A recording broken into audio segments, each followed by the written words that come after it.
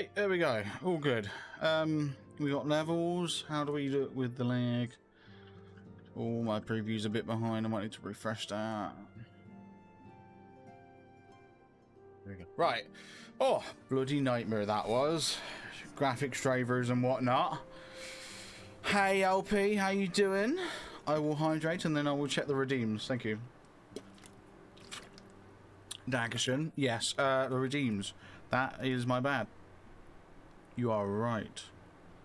They are. Let me quickly get those turned off because they'll take 2 seconds to turn off. I just gotta like hit some checkboxes. Right. Boom, boom, boom, boom. I want that one on and get rid of that. There we go. That should be all of them. Yes. Awesome. Cool. We should just be down to hydrate and the rate and then the other 6, which I don't think anyone really uses. No, nobody uses them. I don't even think I can turn them off. They're like the standard 5 that everyone gets, every streamer gets. They're like built into your channel. Anyway. Oh, okay. Fair enough. Okay? Yeah, you can use highlight your message all you want. You got enough points for it, so that's fair enough. How do I sound? I hope I sound alright. I've had to like. Part of me having to reinstall all my graphics drivers was I had to reinstall NVIDIA Broadcast, which is what I use to filter out all the noise. Like, usually you'd be able to hear my fan, you'd be able to hear, like, the computers and everything. You'd be able to hear it all. And you probably can still hear that when I'm talking. But when I'm not talking, it should be, like, the mic's silent. And, like, it should also filter out mostly from when I'm talking. But you might just barely be able to hear, like, a hum or something in the background when I'm talking. But yeah, as long as okay, so as long as it sounds normal, that's great. And do I sound a bit tired? Okay, I'm sure I'm gonna wake up throughout the stream because I got to do voices. But yeah. Okay, cool. The I'll be honest, when I after sorting out my graphics drivers, when I booted the game up, I had a bit of a panic attack because I couldn't get the overlay working, the stream chat overlay. I couldn't get my quest tracker overlay working. And I was thinking, oh my god, why are these things not sat on top of the game? And it's just because when I uninstalled the graphics drivers, all of the settings changed. Like, as in, it put it back to full screen mode instead of window borderless. And what else? There was something. Oh yeah, half of the some of these UI elements have been like shoved into the middle. So this little Kingdom Hearts thing down here on the right, bottom right, was like up here. And then half of these were all the way up here. I think the text box is like the only thing. Well, I mean, the top right seemed fine. I think, to be honest, actually, there you go, this quest tracker on them in here, and actually, now I think about it, I think all of this has been pushed inwards a bit. So I'm just gonna, yeah, these have all. Well, I think actually the mini-map might have also been pushed in a bit. Actually, can we move that? Yeah, let's move that back a bit. And then let's move this back, because that's definitely been moved in a bit. I think everything else is fine. It was just basically the right-hand side had been shoved in. Weird. Super weird. Oh, well, we are all good. I think this MSQ tracker up top has been raised a little bit. I don't know. Maybe that's just me thinking things. Seeing things, but like the gap, because I've got my quest tracker right underneath it. You guys can't see it, but it looks identical to that, just with a different coloured icon. It looks more like a root icon. It's got like a line. It's basically 2 arrows that start as one and split off. It's really cool. It is like it's a built-in default symbol. I just don't know where it is in the game. It's really cool. But it looks identical to this basically. And up here where it says next main scenario quest, instead I've got post Shadowbringers 2 and then 1/19, so I can see how far I am into the game. But yeah, no, it's just it looks like the gap between them is bigger as all. That's all I'm thinking. Like they just look a bit bigger. You know, like it's like the quest track has been this thing here has been raised. I'm gonna leave it. It's fine. Let's have a chat with Kral and get started, shall we? Alisaie's quest. Kral's eyes light up at the sight of you. Ooh. Oh, greetings, Sunbucks. Come to look in on our friends. Rest assured, everyone is quite well. I've been keeping a close eye on them and have satisfied myself that they are all in fine health. I'm just going to move this cable, actually. One sec. There we go. That was getting annoying. My phone's charging cable. It's like dangling in front of my other monitor. As a matter of fact, they're just about to convene in Dawn's Respite to discuss how best to use their pent-up energy. Let's join them, shall we? Yeah, this Dawn's Respite, that's like brand new. I think we're going to a cutscene. Okay, I was hoping I could go in myself, but come on. And actually, I've just realised, I think actually the time I've moved over to the right too much. But... Now that we have all settled back into our bodies, it is time we resumed our duties in earnest. Let us speak of our plans. Oh yes, go on then, Alfie. What plans? Ever since the Emperor's death, it's been one unsettling rumor after another. I have a mind to pay a visit to Garlemald to ascertain the truth of the matter. Yeah, you said that before. A prudent endeavor. 'Tis of the essence that we establish the full extent of the threat, not least if it should prove that Xenos doth indeed orchestrate events from the shadows. In light of which possibility, I shall accompany thee on thy mission. Okay. Be assured that thou shalt find me more a help than a hindrance. Thou requirest another to imbue thine ammunition, dost thou not? I mean, he's got a point, but I don't know, I feel like he might stick out there. I'm not sure it's your scene.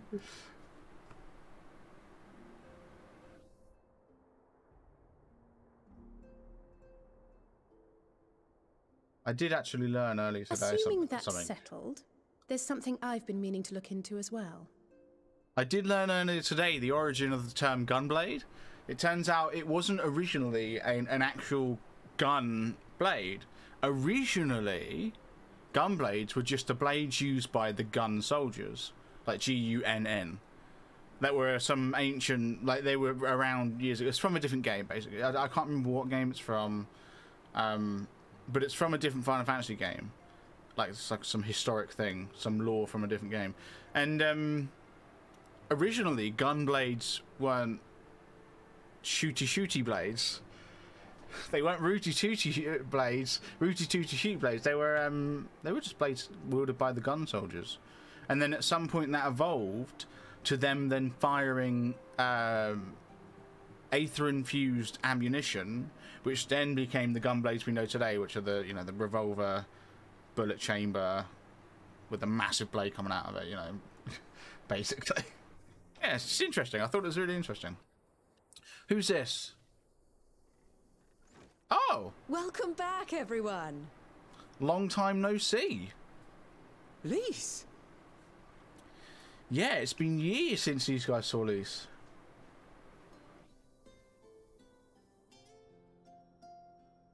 You're fine now, right? No more headaches or keeling over?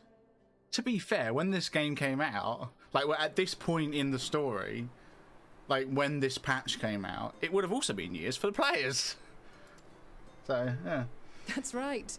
We're fighting fit and raring to go. True, apparently. They've got pent-up energy, apparently.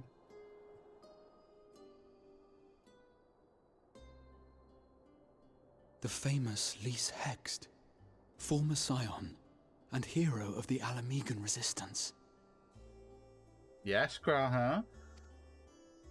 Don't be weird. I don't believe we've met.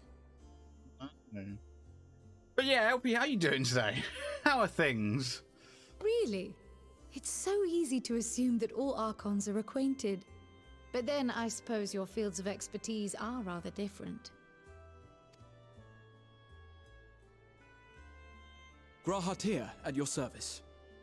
I have read much and more about your exploits, Commander. It is a pleasure to finally make your acquaintance. Of course, this is awkward because he is from the future. Or rather, he's not, but his memories are. Pissed off an incompetent sales staff, so normal. Kids are all through off school all week, so it's going to be a long week. Oh, I'm sorry to hear that. Oh. Well, hopefully the sales staff pick it up a bit. But yeah, Likewise. The others told me all about you. Oh, okay. Apparently Lisa's heard of this guy as well. No, yeah. I keep forgetting Graha is from the future. His body isn't. His mind is. So of course he would have read to him historic texts, but for us haven't happened yet. It's weird. Do not be so sure. Words scarcely do justice to the vital role he played in our victory in the first. A more dependable comrade one would be hard-pressed to find. Aww. That's nice. His little ears. Oh, so cute. Oh, right. I did glance at the report. But I'd be lying if I said I understood half of it. About right, doesn't it? Alfie's face then was like, you are. Oh. Well, that's a lot to take in.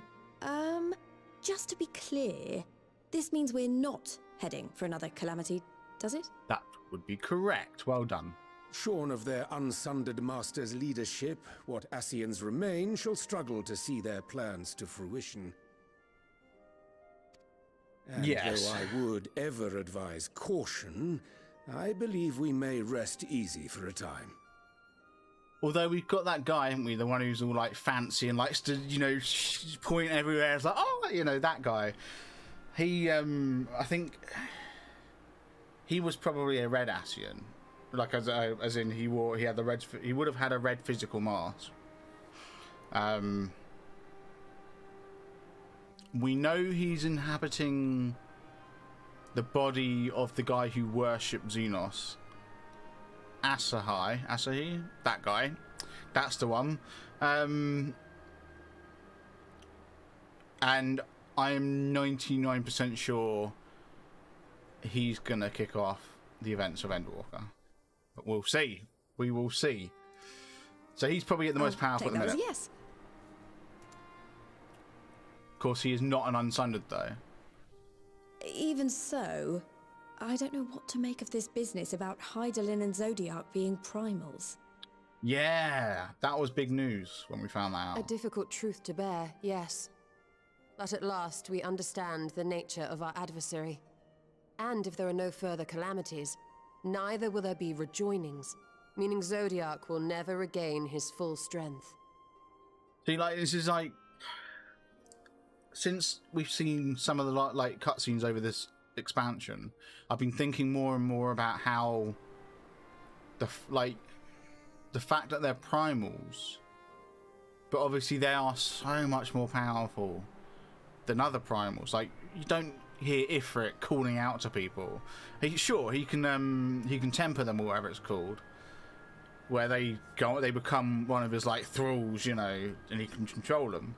But he can't just like send out this telepathic wave that will just affect anyone and everyone that can hear it, you know, like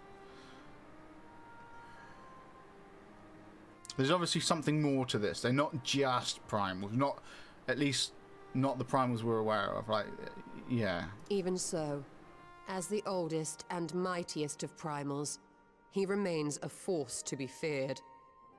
It could very well be that the primals from back then are the same as the Amaritines from back then, where like we know that before the world was split into 14, sort of like the Source and the 13 Reflections, or 13 Shards, or whatever they're called.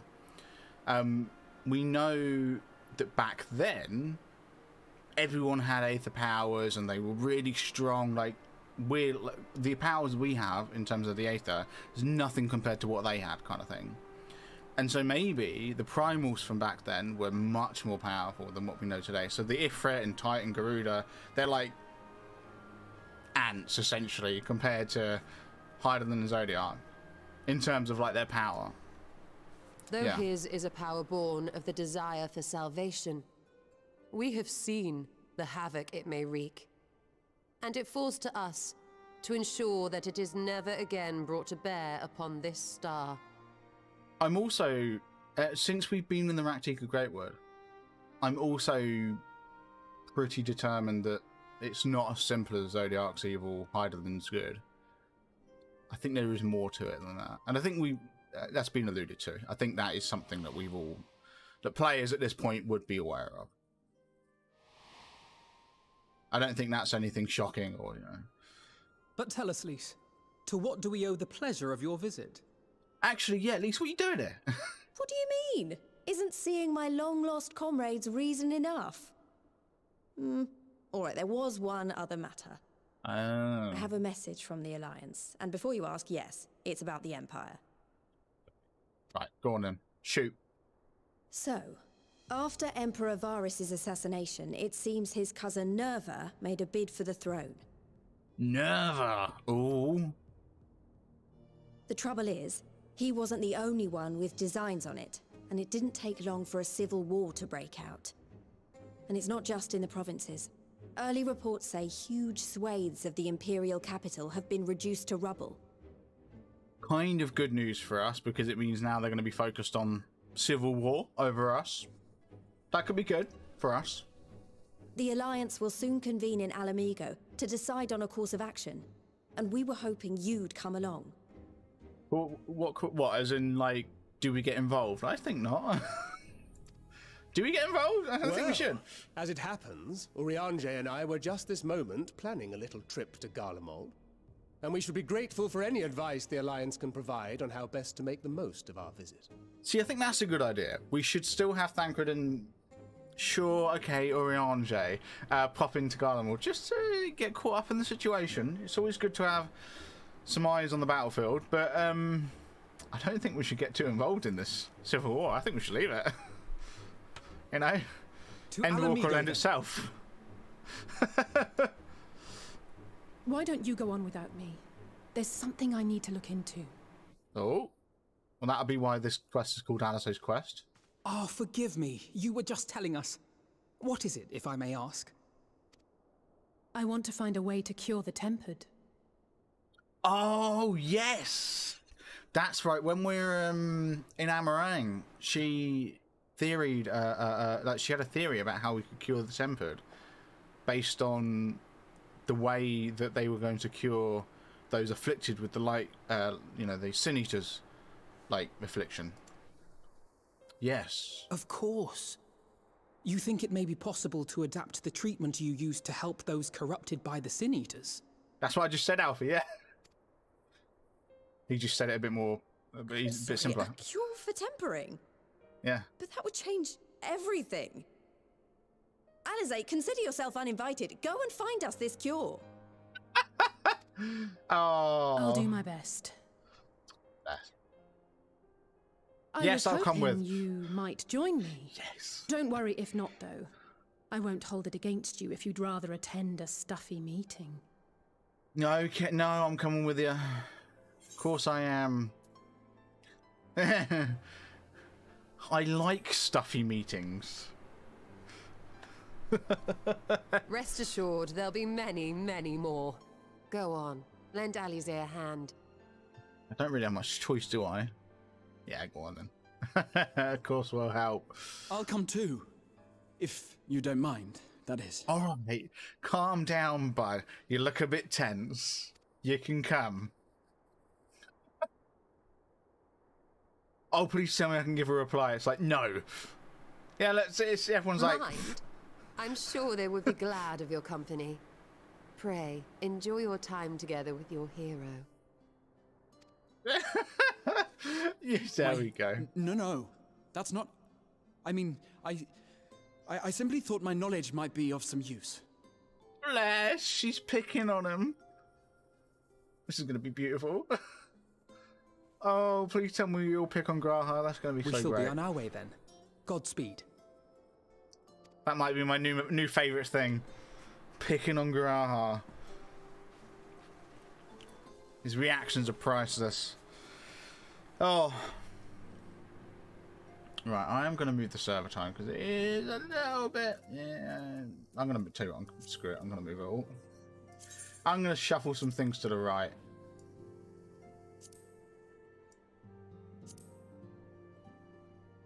It's not quite as to the right, sorry, to the left. It's not quite as left as it was, but it's not quite stuck to the right now. I'm still going to raise these up a bit, I think.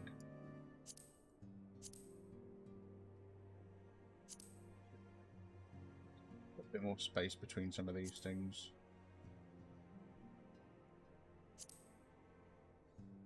Notices we'll have there. Actually, if I remember correctly, the notices are quite big, so we're going to raise it up a bit. There we go. Save. Yeah, I'm happy with that. Awesome. I suppose we could do. I could do with a little bit more space, but I'm fine with that. Oh, here we go. Okay.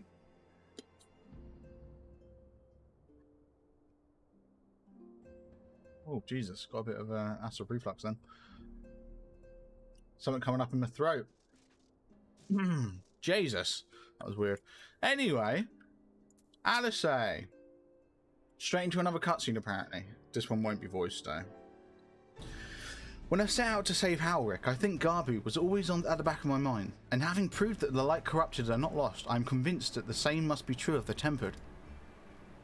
Similar to those corrupted by the Sin Eaters, the Aether of Garbu's soul has been rendered stagnant. And though the root cause is different, perhaps the solution is the same. It is by no means an unreasonable hypothesis, Alice, and it warrants full investigation. If there's even a chance we can save Garbu, we have to try. But however much I'd like to race over to Limsa and set to work, there's no room for recklessness. Not when a child's life is at stake. As I'm sure Becklug would remind us, we still know little and less about the soul. Any number of things could go wrong if we don't exercise due caution. And so, before attempting anything, we should learn all we possibly can about tempering. There's just one problem. Research into the condition has long since ground to a halt, and the combined work of many scholars involved doesn't exactly amount to a wealth of knowledge. Not of the modern scholars perhaps, but what of their ancient counterparts? I know the Allagans took more than a passing interest in the subject. And if what we seek is to be found anywhere, it would be surely be at the Aetherochemical Research Facility. That's the one. Where they experimented on primals and their worshippers. Yes, good thinking. I've never actually been there myself, but I did read the reports on Azuzlar, which means we'll be needing the airship. An airship, you say? Meet me at the northern bank of Silvertear Lake. I've got a little surprise for you. Oh, and come prepared to travel. Okay. I was wondering when Tataru was going to pipe up. She'd been stood there for a while. It's like she was waiting to say something. You know, it's like a kid watching like two adults talking, just like. Bless. I could teleport, but I need to save my money. I've only got what, 200k? Yeah, 208. I need to save my money, my moolah.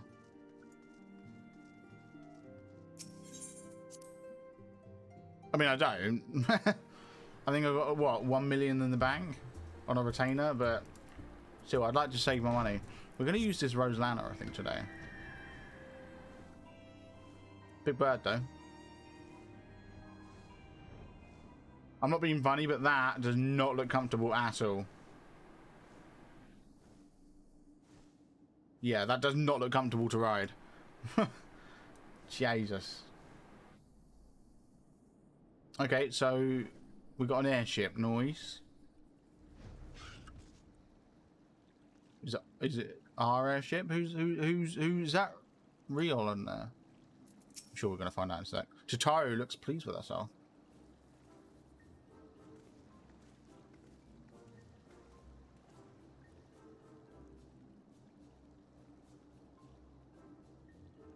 I don't think it is real. I'm not sure. I can't.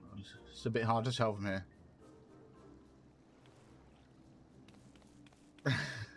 I give you the Bonanza.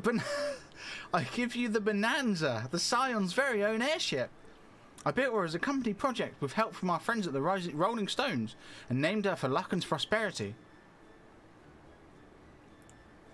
Tataru, this is amazing. We'll be able to fly just about anywhere we want. Our garments were impressive enough, but to build an entire airship, I see the Anoles did not exaggerate the many talents of the Scion's fabled coinkeeper. I'd also introduce myself as your pilot, except the training didn't quite go as well as I'd hoped. But that's alright, because we've hired this capable fellow here instead. So it's not real, okay. Hello. The Bonanza is equipped with a full complement of mana cutters. By the way, Feel free to use them to get around Azizlar. Nah, I'll be fine. I'll use Milana. But enough talk. It's time to fly. All aboard. Uh-huh. Absolutely. Oh.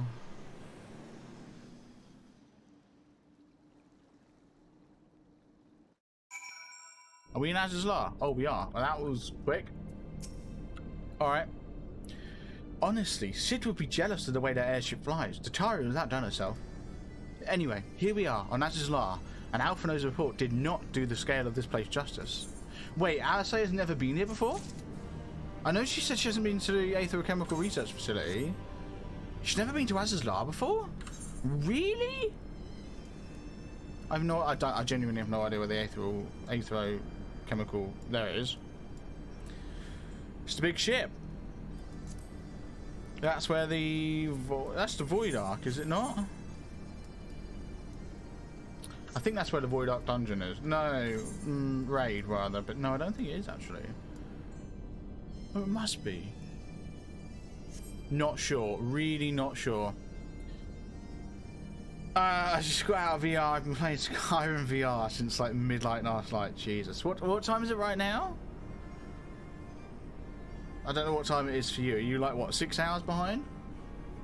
Was it like almost 2 o'clock? Yeah, almost 2 o'clock. Jesus Christ. So what? That's 14 hours. I'll be honest. I've had those days where you just play VR and like for the whole day, and it's so good. It's so good. Is that an Aetherite crystal? Oh, it is, and I've got that one. Okay. Right. Let's have a chat with Graha. Wisdom of Alag. This appears to be Helix, which means we stand in the Alpha Quadrant. To the east lies the Beta Quadrant, and... Yes, I believe I have my bearings. Though this is my first time on Azizlar, I do have some familiarity with the place, thanks to the records in the Crystal Tower. Oh. Unless I am mistaken, this path leads to an Aetherite, beyond which there will be an information terminal. I suggest we begin our search there. Yes, there is an information terminal. I remember that from the quest. Oh, no, we're doing the Rosalana. I beat the entire Dark Brotherhood questline before level 7. I don't know if that's good. It has been so long since I played Skyrim. I don't know where the Dark Brotherhood questline normally appears. Good questline though, isn't it? I do remember that. I do remember it being a good questline. I enjoyed it. To be honest, Skyrim is just such a good game. Like, you can tell why they re-release it all the time. Because it sells. It sells because it's good. Do you know what? I'm going to check. Do I have it in VR? I might. I may have it in VR. Oh my god, my bloody Steam's like a ridiculous size. I've got to resize all my bloody windows. I know I've got the special edition, but I don't have it in VR because they are separate, aren't they? Hang on a sec. This is probably gonna like. That was loud. I hate that sound. Skyrim. Yeah, Skyrim VR is a separate thing. That's annoying.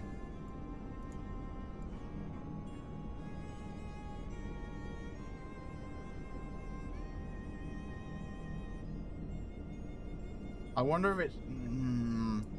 I wonder if they ever do any offers or something to get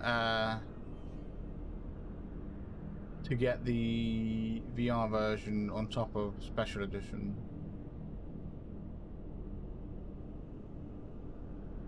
So you're supposed to be like level 18 or 19, so it's quite, quite low level. You did it quite low then. That's pretty good. If you're going to keep your camera mirrored to look at the game, are you going to reverse the rope light so it reads right? I should really, shouldn't I?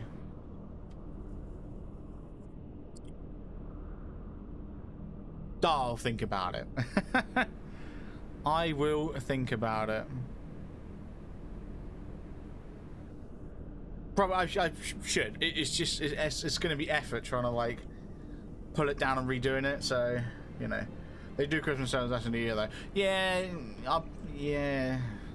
If I'm desperate, like I'm gonna be honest, I'm probably not gonna be desperate to buy it at full price. But if I ever get desperate and think I really want to play Skyrim in VR, I'll buy it. I'll just buy it. You know, I'm sure they'll do a sale throughout like mid-year or something, like a summer sale or something. $60. Wait, what? It's $60 for you. When did you get it? It's not even the equivalent of $60 in pounds. We can play the what's different for this stream so you can find. Fair enough, LP.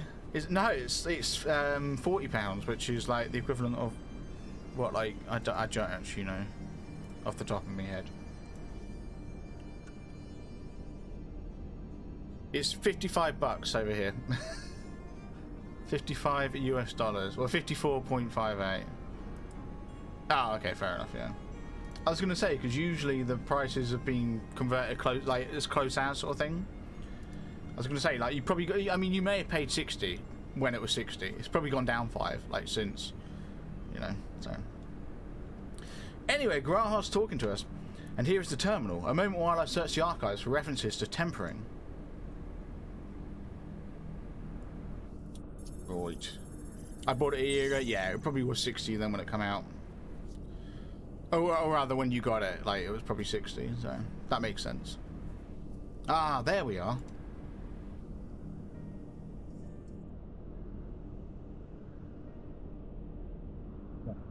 Iconic corruption. An overview. That sounds promising.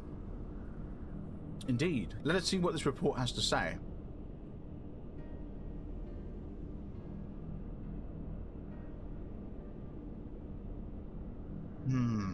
Confound it. The contents appear to have been deleted. What? No. Isn't there something you can do? Not from here, I'm afraid. But it may be that another copy of the report exists elsewhere. The question is, where to look? It says here the report was written by someone named Owen. Is it likely that he kept a copy? I just realised I read that was the wrong voice, but oh well. At a minimum, you need 3 mods for it to work properly for VR. Are you saying it doesn't work properly right out of the box? Oh, that's bad for Bethesda. Oh, I know, you know, their games can be a bit buggy sometimes, but when you say work properly, do you mean for it to be enjoyable, or do you mean for it to actually work properly? As in, it doesn't work properly for VR at the minute, because if so, that's not good. It's a 10-year-old game that ported to the VR. What do you expect? Well, I expect it to work in VR if they're selling it in VR. No, for it to be enjoyable. Oh, okay, so it works in VR out the box. Okay, well, that's fine. Alright. But I would expect it to work in VR if they're selling it as a VR title. You know, you know. I would say it's a distinct possibility. Assuming he was a researcher here, he will have had quarters on the Habisphere. We can ascertain the details at Habisphere Control. Habisphere, interesting. Let us return to the Bonanza and avail ourselves of the mana cutters. We will need them to reach our destination. I'm not sure I'm ever going to get used to that ship's name, Bonanza. Yeah, if you get some mods, you can actually grab objects off tables and stuff. Oh, that sounds pretty cool. Yeah, yeah. I can see how that would make things like generally more fun. I forgot. You already have suitable means of transport, don't you? No need to waste time accompanying us back to the ship. Then we'll see you at the Habisphere. Yeah, Alice knows. See, Alice knows I've got a mount. She knows I have this eagle bird creature thing.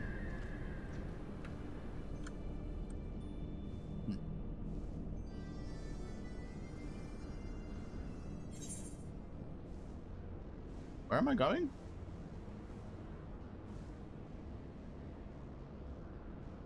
Oh, right there. I was wondering where I was going for a second then. Weird. And you can use holsters on the entire body, a mod that adds, because in default you're just hands. I see, so there's a mod that adds a body. Okay.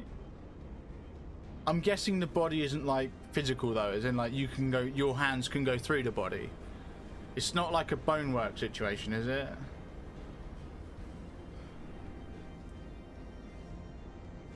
Because I mean, Boneworks was great, but there was some problems with it. You know, it's not that advanced. Okay, good. That's good. I was going to say, because Boneworks, it's good. I like that there's a physical body. It's just at the same time, it's not the best thing in the world. It's more like a VR chat body. Oh, that's pretty cool. And that's actually really cool. I'm going to be honest, VR chat's a game that I need to try. Like, Vindex has got it, but he plays it on, like, he plays it client side. Yeah, non-VR. He's just got the desktop client. And he was saying that if he ever gets himself a VR headset, like, VR chat's going to be, like, one of the first things he gets on it.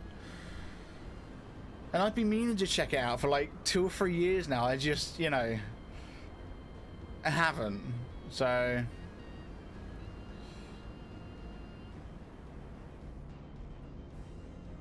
pretty fun. Fair enough. If the late Owen did indeed have a chamber here, this node will be able to tell us its number. Ooh. I spent like 600 hours in it. Jesus. Oh. I think Steam VR is one of the highest, like Steam VR in general is one of the highest, like, things I've spent the most time in. But I don't think it is the highest for me. Let me check. Games. All games. Playtime. Oh, actually, I tell a lie. It's not. Did they? Hang on a sec. Did they take Steam VR out of the list? Because I don't have it on here anymore.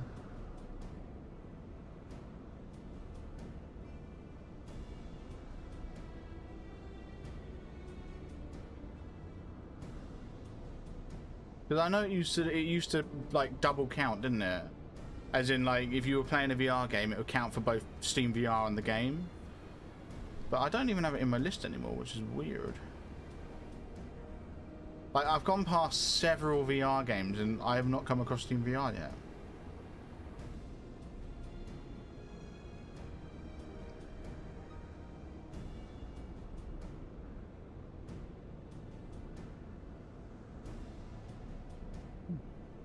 Go to the VR tab and filter.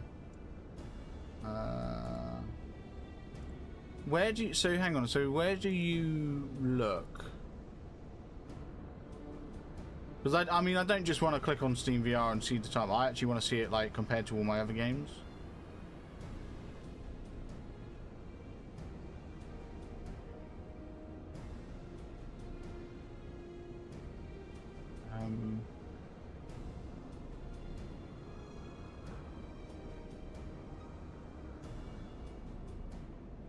Wait, what? No, hold on a second. Oh, hang on a sec. Let me turn tools on. There's Steam VR, right.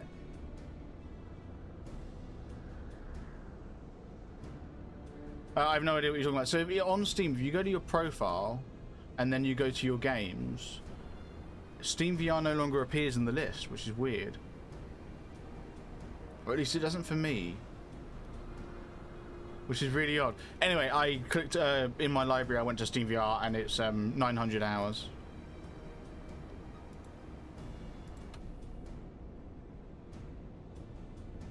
Apparently I've only played 3 hours of Pistol Whip. That doesn't sound right. Super Hot VR, I've only played an hour, like just under 2 hours. That's weird. It does for me. Do you have it installed? Yeah. Hang on, now you're asking. Do I? I swear I do. Yeah, Steam VR's installed. Yeah. It's weird. I don't know.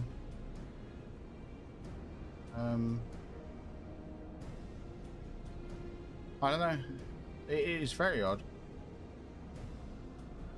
I mean, to be fair, like when you go to your profile and go into your games, it shows games you don't have installed. Like I don't have Team Fortress 2 installed anymore, but that's up.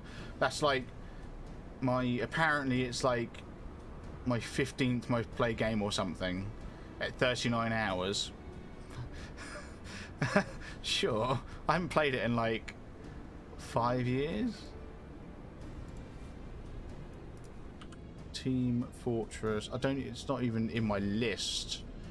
I don't even have it in my list. Oh my god. Team Fortress 2. Not even in my library. Does it say how much? Oh, you have to actually install it to view, don't you? How many hours? Well, sorry, when you last played it, I think. Oh well. Yeah. But yeah, I have 2,000 hours of playtime on my index, and it shows it's busted. Yeah. Oh wait, your index is busted. Oh, not good. Not good at all. Steam VR is by far my most used program on Steam. Yeah, I think it's the same with me, which is weird because like it's almost entirely Beat Saber. Even though Beat Saber is only showing 62 hours, which I know is wrong. I know that's wrong because I think for a year I played it like 3 hours a day. Like for several months at least, like for at least like 6 or 7 months. I played at least 2 hours every day because I did it as exercise. I'll send you a photo of my busted index. Jesus. But yeah, no, it's weird. And I'm also not convinced I've only spent like, what was it, 3 hours on Pistol Whip. That doesn't sound right to me at all because I played that a lot. Super Hot, I could probably buy. I've only spent about 2 hours on that, I guess. Even though it definitely feels like I played that for more. Maybe time just doesn't go, like time just, I don't know, maybe time feels longer in VR. Right, there, from what I recall of the layout, it should be somewhere in the vicinity of, warning, an evacuation order is presently in effect. Entry to the Habisphere is not permitted at this time. Oh. Foiled again. In all likelihood, the order would have been imposed during the Fourth Fumble Calamity, and I doubt it would be lifted in the near future. Yeah, the order would have been imposed 4,000 years ago or so. Energy level critical. Returning to base for recharging. Well, surely there must be some other way to gain access. Force, for example? I hope we resort to that. I have an idea. Were we to send a surge of energy through yonder control mechanism, it should prompt the system to restart, releasing the locks. As for a suitable energy source, a concentrated lightning shard might suffice. Happily, I seem to recall they are known to form at points of stagnant aether throughout the continent. You seem to recall? Are you honestly telling me that was in the records too?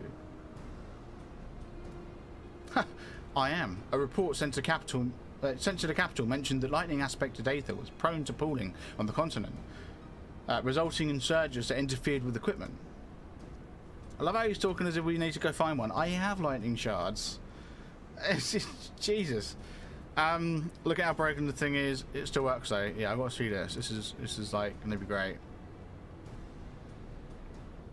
Oh, Discord's gonna open up on the main screen, isn't it? Yeah, that's so annoying.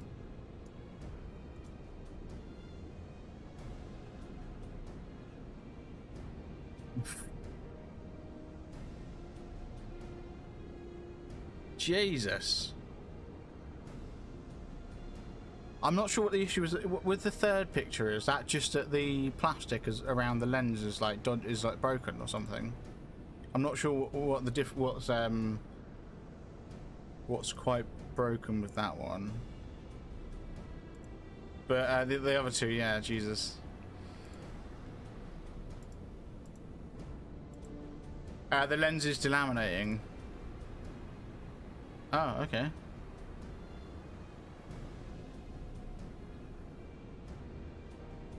Well, yeah, I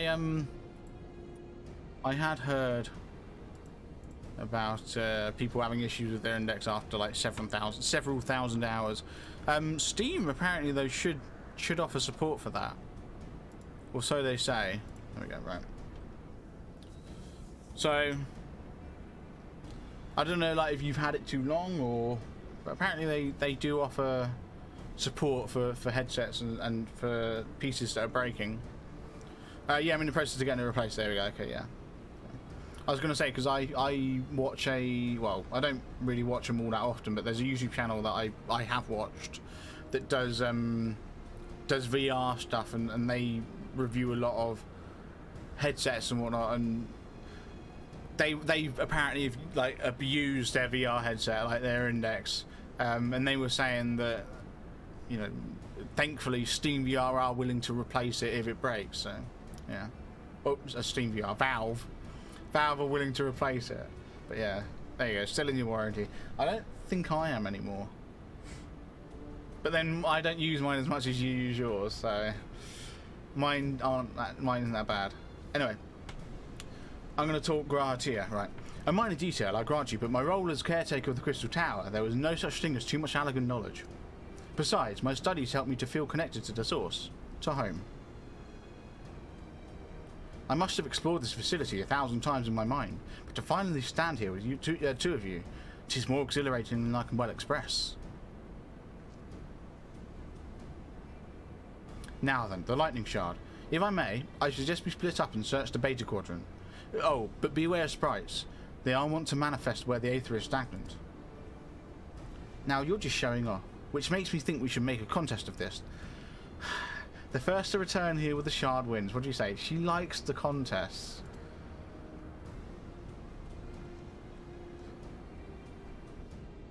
Yeah, I'm going to be honest, I agree with that. I think for an expensive piece of equipment like the VR headset, a year is too short.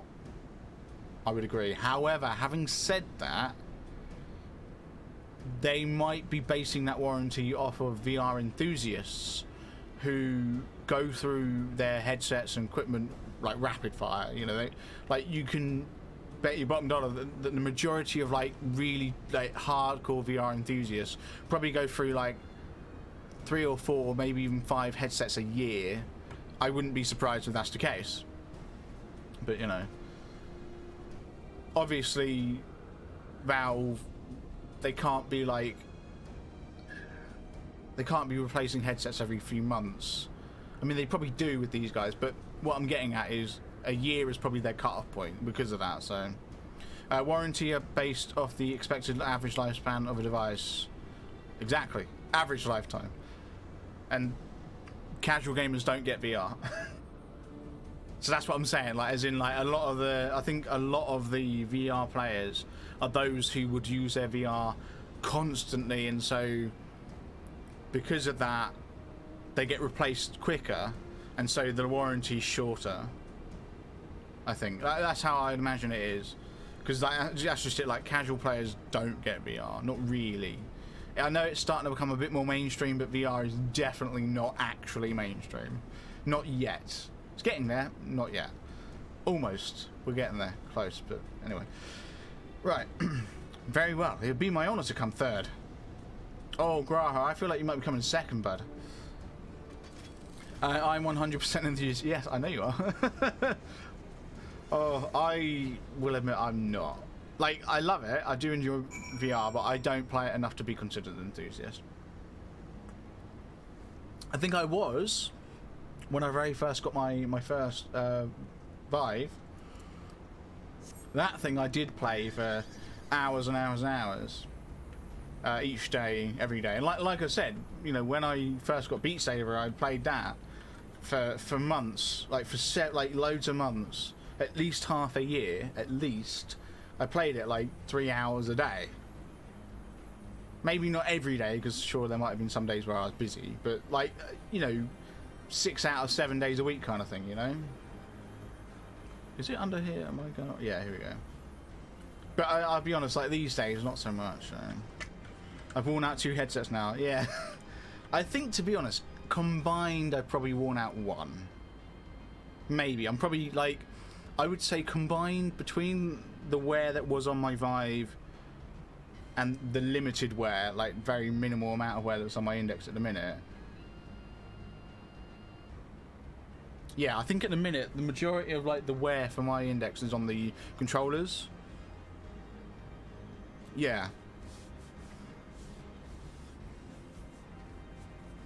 Yeah, I think the majority of the wear on my things, the controllers, but that's just because I like proper, like as in like the finish on them. It's like, it's not by in no means, like if you go look up images of wear on controller, on Index controllers and Knuckles controllers, like there are some images which show massive amounts of wear. Mine's nothing like that, but mine's like, I can, like, you can tell it's the sweat or whatever in my hands, the oil in my hands has gotten to it a bit, and but I think collectively I've probably coming close to the end of the lifetime of one of them, of one headset, I guess. My left speaker only works 90% of the time. That's not good. It's not good. I'll be honest though, like, I don't use the VR speakers at all. I use headphones. So right, stagnant lightning. What are we fighting? Oh my god, we're actually fighting level 80 enemies. Shocking.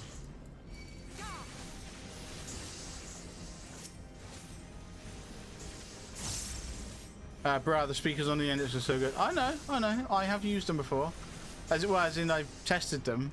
But I prefer headphones. You know? Maybe it's because I'm deaf. That might actually be it. It might be because I have problems hearing. So, oh, I forgot I need to collect the lightning. It might be because of my hearing that I just don't like using them. Oh, why am I skipping? I've been so used to like skipping cutscenes. Bravo, that was quite a show, adventurer. Why, the spectacle proved so enthralling that all thoughts of the prize slipped my mind. Oh no. They work great for me. Fair enough. Yeah, that's the thing. I have heard the speakers are really good. I have heard that. But they're just not for me. I appear to have fortified our little race. Congratulations, the lightning shard is yours.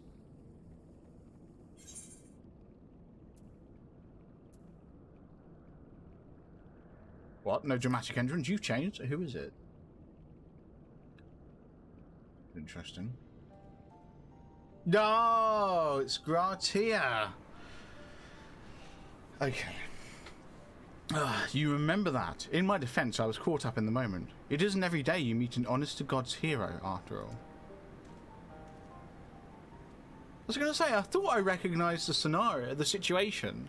Like, I could have sworn I remembered there was that disembodied voice.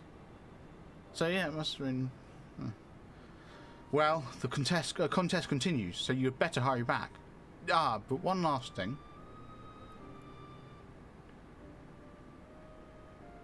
Thank you, Sunbucks, for bringing me here. You are welcome. And because they don't sit on your ears, improves immersion. Yeah, that's one of the big ones I've heard. I've heard that's why. And I will be honest, I think that is probably the one thing I did like about them.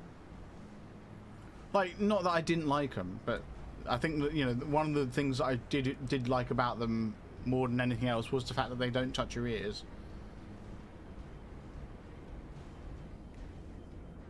It gave me the same sensation you get from open back headphones. So I really want to buy a Primax headset so I can get the 180 field of view. Do you need the 180 field of view? Really? Oh, I overshot. That's my bad.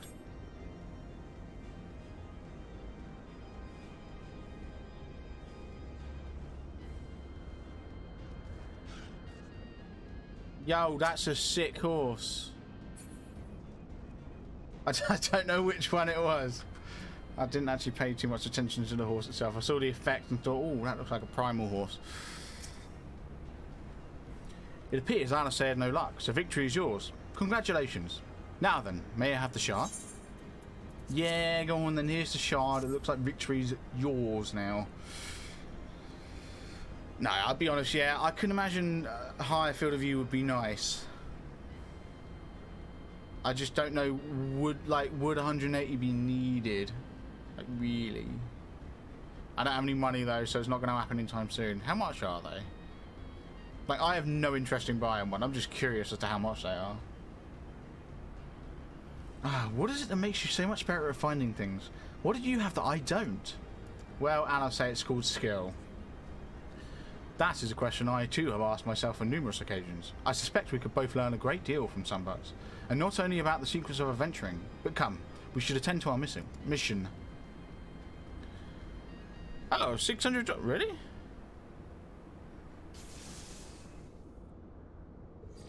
How Hang on a sec.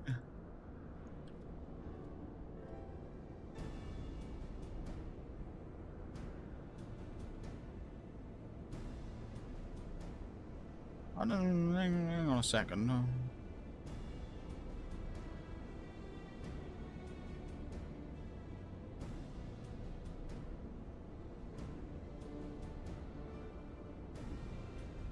That's just for the headset, nothing else. Yeah.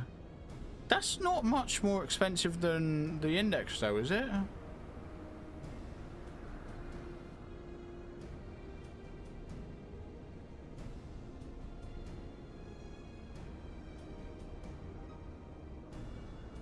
Not much. Yeah, I didn't think so. I was going to say, because I'm pretty sure the Index itself was like quite pricey. Not that pricey, but not far off. So yeah, so 550. On their website they got one for 550 USD to. It's £400. Yeah, that's not going. Oh, that's not. I'm not. Yeah, no. Not anytime soon. Probably not ever, I'm going to be honest. For me, I'm fine with the Index. Excellent. The system responded exactly as we intended. We now have access to the Habosphere. Only one obstacle remains, the security systems within. Should they be triggered, what they could make a life rather difficult for us. In light of which, pray leave the rest to me. If I am right, my royal blood should allow me to venture in unmolested. Okay. Assuming this place works like the Crystal Tower, yes. But if it doesn't, you'll be on your own. I want you to promise us you'll get out at the first sign of trouble. I promise. Wish me luck. Oh, do we get to play as him? That should be good.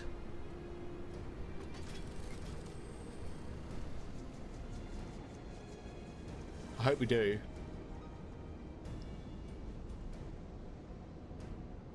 Well, nothing for it but to sit tight. That could be great if we do. Because I have no idea what class he is. Genuinely, I can't tell. Is he a black mage? No, he's not a black mage because he can heal. And he's also a tank. What is he?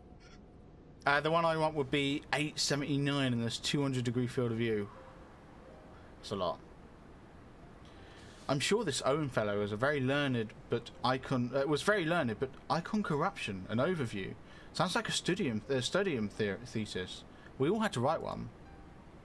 Lest you wonder, mine was about the combat applications of Aether. I'm nothing if not practical. Alphonse was more philosophical, of course. Political, dare I say it. He chose to write a lengthy discourse on our nation's duty to the world. A controversial subject, to say the least. He asserted that Charlayan's knowledge should rightly be used to protect all life on the star, in direct opposition to the country's cherished policy of non-intervention. Being a leading member of the Forum, our father was not happy.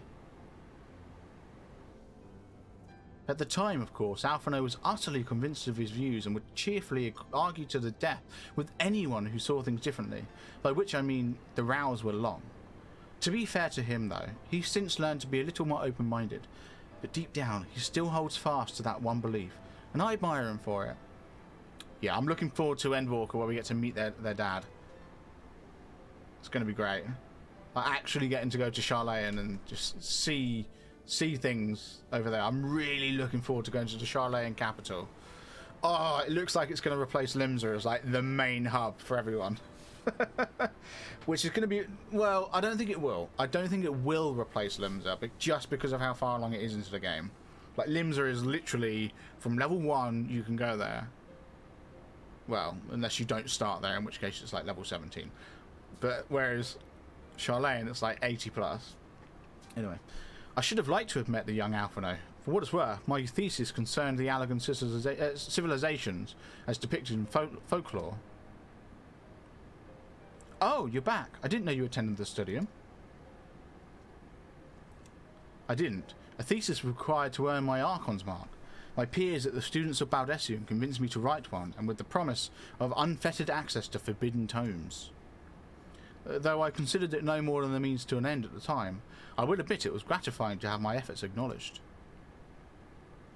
Good gods, an Archon's thesis. I shudder to imagine the work involved, but enough about that. Is this through to your foray? Yes, Owen's archive node. It was waiting for me in his chamber. If a copy of his report still survives, it would be stored in this device. Shall we find out? I still want one of these. Initializing. Scanning from registered user. User not found. To proceed as a guest, please complete biometric authentication. Blood. What's your blood? Or lick it. Verifying. Authentication complete. Guest identified as member of the royal family. I am but your most humble servant, Your Highness. Well, that does it, doesn't it? That'll get it done. It never ceases to amuse me. 'Tis but a pity the effect will not last forever. Aww. Doga Inu and I said as much when they granted me this gift, but until such time as it fades, I shall use it gratefully. Search archive for iconic corruption. Searching. One item found. Iconic corruption. An overview. That's what we want. The report is locked by the author. Please state password. Well, go on, Your Highness. Tell the nice node the password.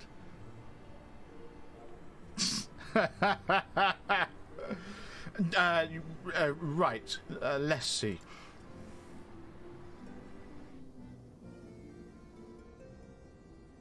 Glory be to Alag. No. No. Shut up. That's not it. Long live Emperor Zande.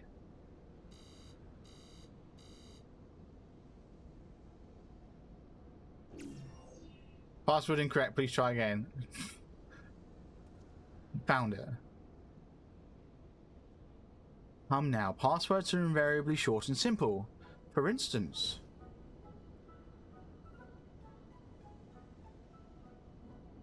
I'm gonna get it in one, isn't she?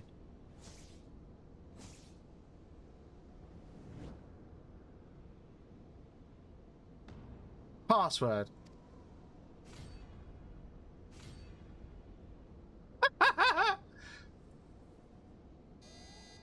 The notion that the password could be something so inane would be laughable were it not dangerously stupid. Furthermore, your conduct in the presence of His Highness is grossly inappropriate. Know your place, handmaiden. Did that thing just call me?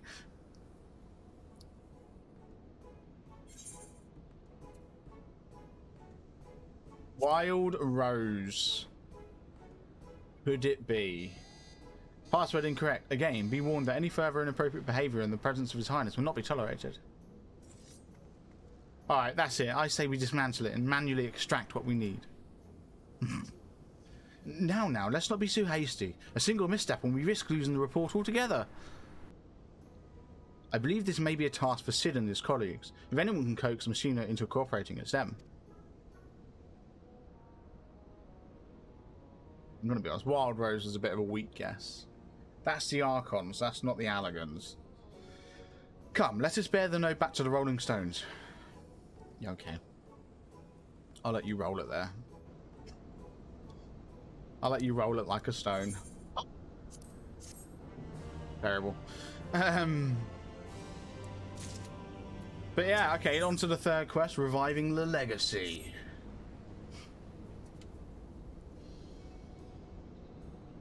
I should probably mention that I have yet to meet Sid since waking up. Rambrose did send word to the Ironworks, but it appears our friend has been afield on urgent business. Nevertheless, I assure you my proposal to seek his help is no pretext, however much I'd look forward to seeing him again, him and everyone. But come, let us be on our way.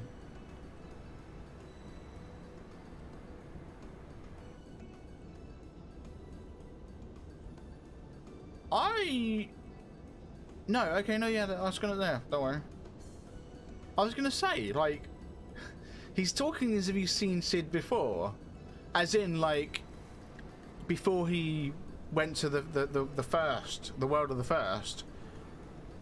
Like, in that 200-year period after, like, you know, there was a 200-year period where the world was all doomed and, oh, it hellfire and brimstone, and then he woke up, and then he went back to the past and stuff, like 100 years of the past to a different world. Cid would have been dead by that point.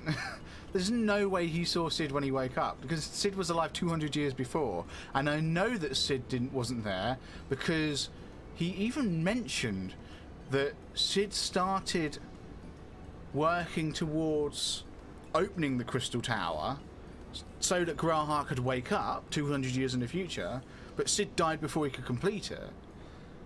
But then it just clicked with me. The reason why he's talking as if he knows Cid from before is because he does know Cid from before he went in the Crystal Tower to begin with, back when we were in A Realm Reborn. Oh, good old days. I miss those days. Look at him, all but running. How sweet. Still, it wouldn't do to help, keep him waiting, shall we? Yeah, go on then. Oh, back in the good old days. Back when the Crystal Tower was tricky. I could probably solo it now. Actually, just out of curiosity, I'm going to say we do it. Confirm. Oh, you can't. Of course, it's 3 parties. I forget. We need another 2 players. Never mind. Ignore that. I mean, we could do Binding Coil. We could do Binding Coil.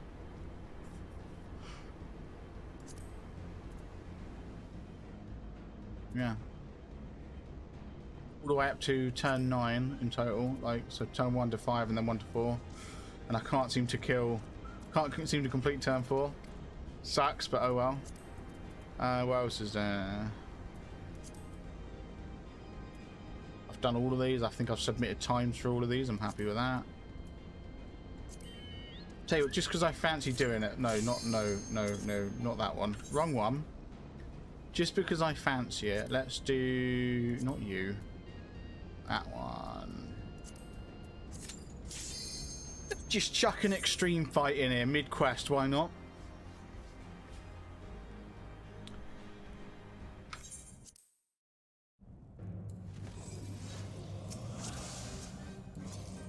Dance to the song of ringing steel. Sure, whatever you say, bud.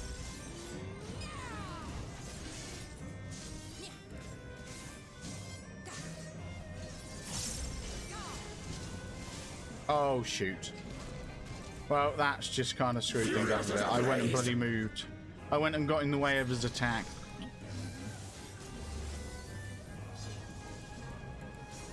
I was hoping to skip a phase later, but that ain't happening anymore. Oh well. If I'm quick though, I can get another attack off. There we go, that's not bad. Perish. Not bad, I got him down to... I wasn't actually paying attention to his health, but got him down to what, like... Bleed. 50%? Wilt thou yield? Ow. Do you mind? That was rude. 54, yeah, 54%. That's not bad, actually. Want to attack? Please. Okay, we've got to be quick with this. Do that. That. That. That. That. There we go. I am invincible. Alright, well, I got him down to 16%. That's a bit of a bummer. Ow. Oh, he's going this way. Shoot. Which means I need to be on this side. For before me. Okay. Yeah, no, I got him down to 16%, which kind of sucks because now he's going to jump into the middle and he's going to instantly start working towards... Well, not instantly, but very, very, very soon he'll start working towards an attack. Yeah, this bloody filler, I really didn't want him using that. Come on! Shoot! Oh, I think he's dead. I actually do think he's dead. He's like 1 hit away. I wanted to avoid this phase. Yeah, you can knock out the walls behind me, I don't care. Unyielding as the earth. Oh, he had 400 health. He had 400 health. Well, this is where we get that red raven bird thing from. Anyway. The Rose Lanner, as it's called. No, mounts. This one here. This lovely bird. From that fight. And I do need to farm the others, because this is the only one I've got. I need to give Thordan a go at some point, because apparently that's such a good fight in Extreme.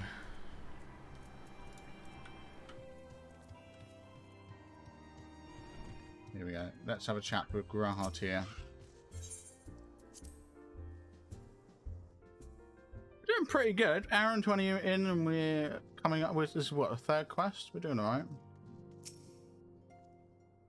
Wonderful news, Sunbucks. Zachari contacted Sid on our behalf, and he is on his way here, even as we speak. While we wait, I should very much like to hear what transpired at the Alliance Council. Would you be so kind, Kryle? Cutscene.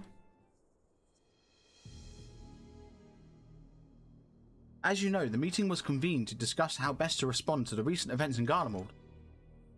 According to the intelligence from our Doman allies, the War of Succession rages on, and the Empire remains without a leader. Amid the chaos, the Imperial legions in the provinces have begun to move independently on the motherland. Of greatest concern to us is the Illard. Illard? No, the third. The third, not Illard. The third, a legion aligned with Lord Nerva. Here we go, Nerva, we've heard that before. It appears they have received substantial financial backing from House Brutus. Brutus rings a bell. Brutus? Aren't they the ones who took in Yotsuyu and Asahai? This bodes well. That's right. That's the ones. Oh, LP. Dankeschön. For some reason, LP, you always seem to use the hydrate when I get the reflux. Are you extending community goal or refunding? Of course I'm extending it. It's not over yet. It's got like a month. Oh wait, it's ended. What? It had a month. I extended it like a week ago. One sec. That is my bad.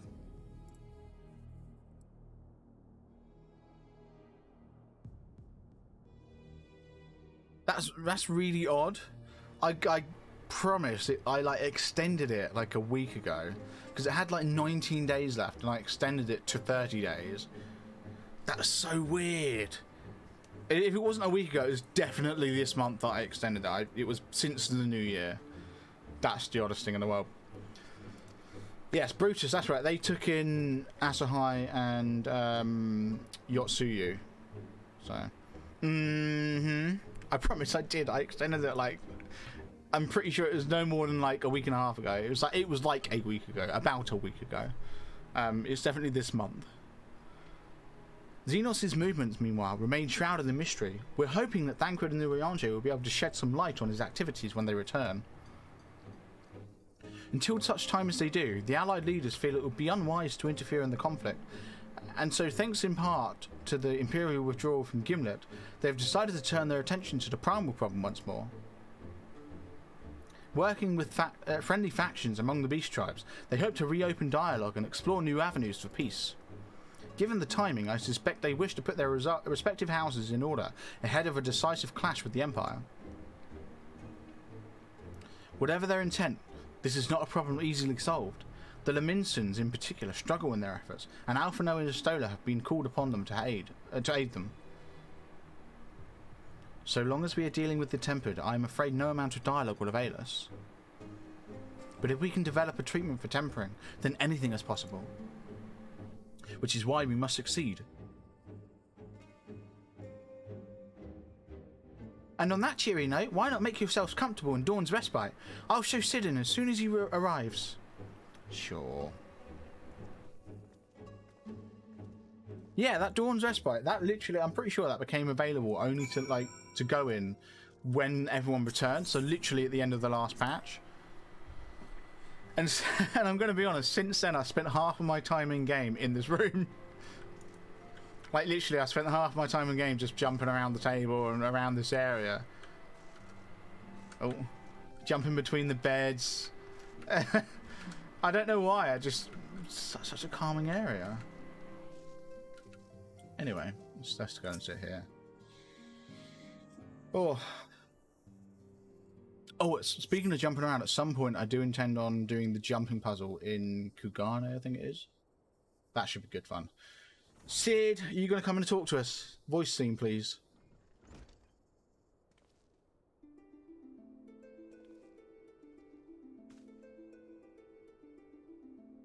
No, okay.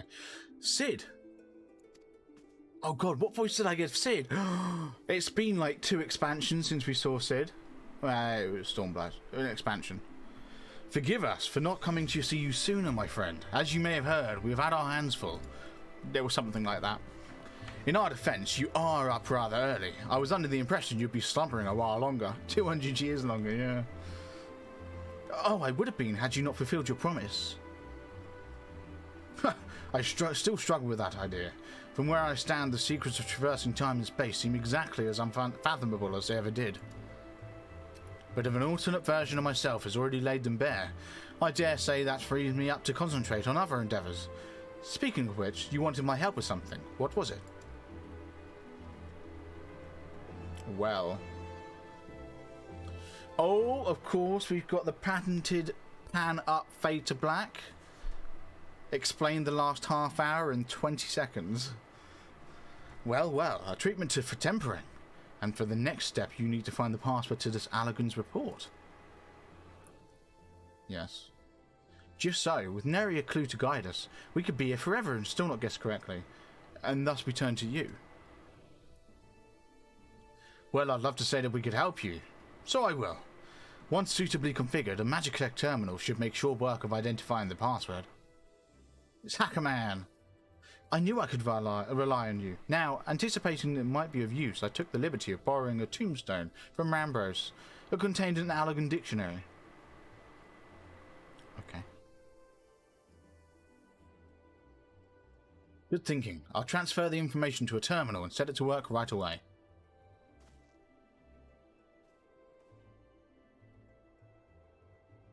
Okay.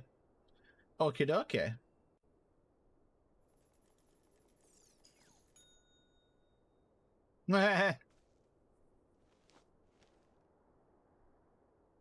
This, I think, was that Wiggs or Bedge? The big guy. The big guy's just. Ah, looks like it's finished. Let's see. Freedom. The password is freedom. Yeah, we'll tell it to the orb. Ha! Short and simple, just as I said. Would you care to do the honours, Your Highness? I would, milady.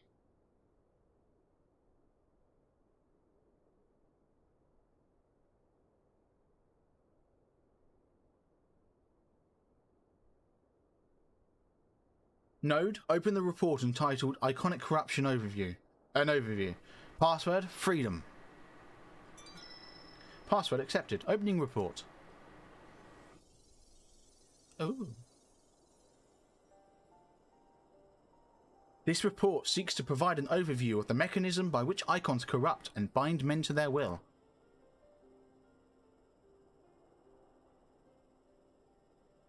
The phenomenon we call corruption refers to an alteration of the Aether of the soul. Oh. Hello. Said Aether ordinarily exists in equilibrium, no one element being more prominent than the other. Huh? But when a subject is exposed to the Aether of an icon, this changes, their soul taking on the properties of the entity in question.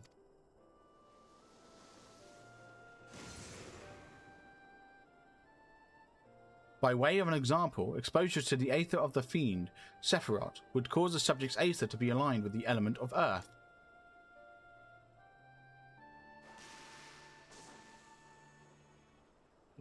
Alright, okay. As a consequence, the subject would attain heightened affinity with Earth-aspected magics, as well as preternatural levels of endurance. Repeated exposure would further enhance these traits, ultimately altering the subject's very flesh.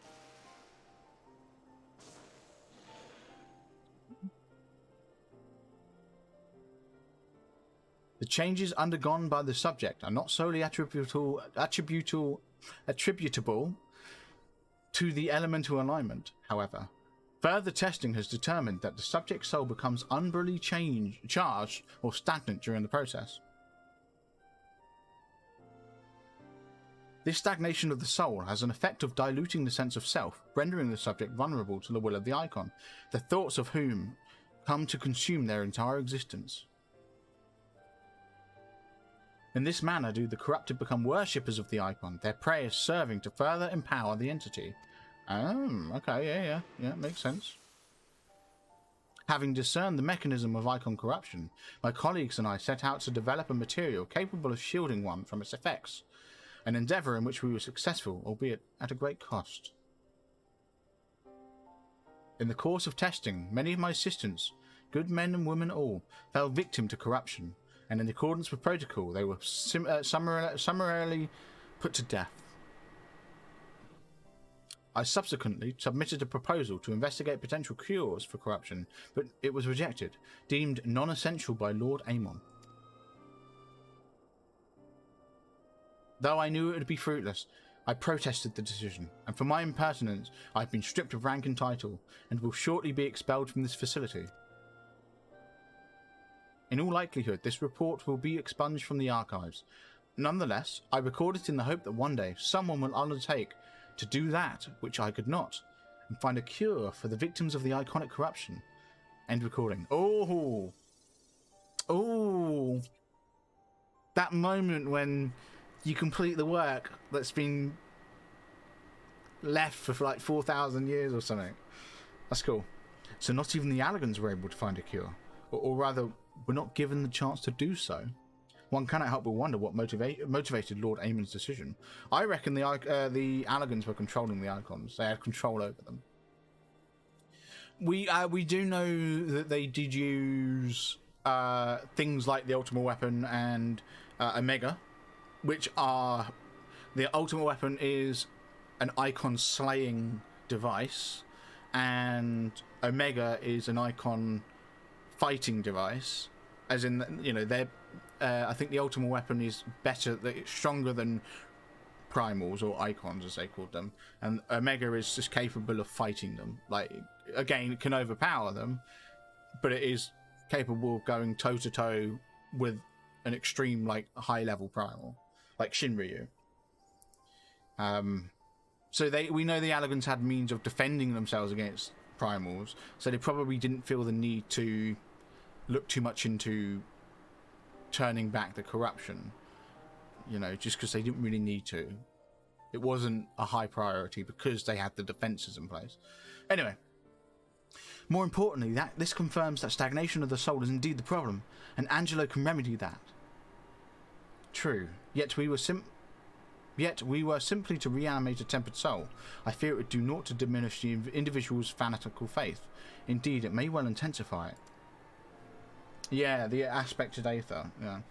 No, we would somehow need to suppress the primal's hold over the subject at the same time, or risk them ever remaining its thrall.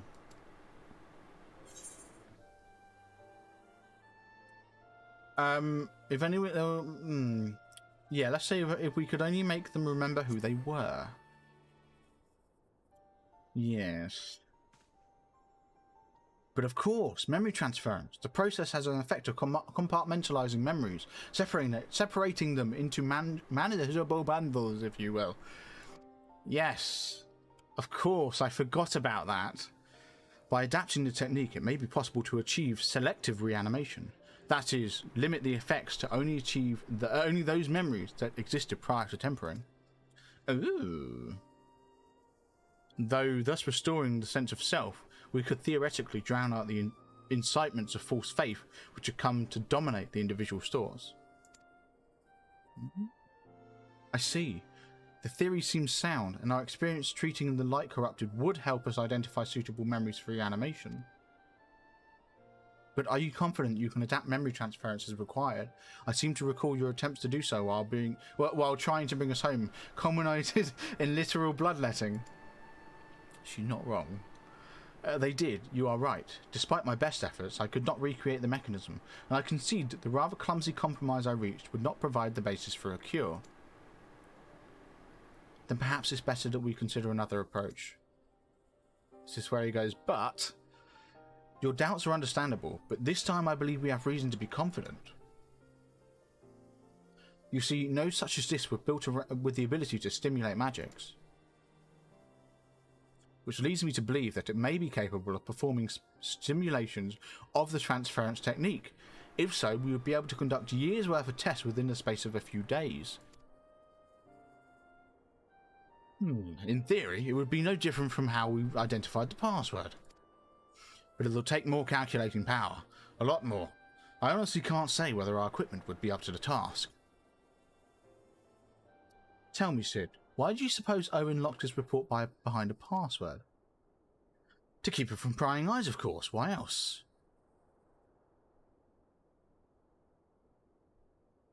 Wait, a password that could be guessed by anyone with leisure and a dictionary wouldn't keep it from a person minded to look. No, he wanted his report to be seen by those who strive for freedom. Okay. Not unlike the members of certain distinguished engineering collective. I believe their motto was freedom through technology, or some such. Hey! You two, round up as many Magitech terminals as you can find and bring them to the workshop. Right away, Chief! Right, LP, Dankeschön. Cheers. Things are about to get very busy. Luckily, we have you to help, eh? Sure.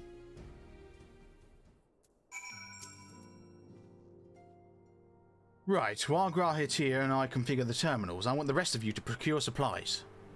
Namely, ceruleum to fuel the terminals and ice shards to keep them cool. The more we have of both, the better. Leave the ice shards to me. I'll round up some adventurers and go on a gathering spree.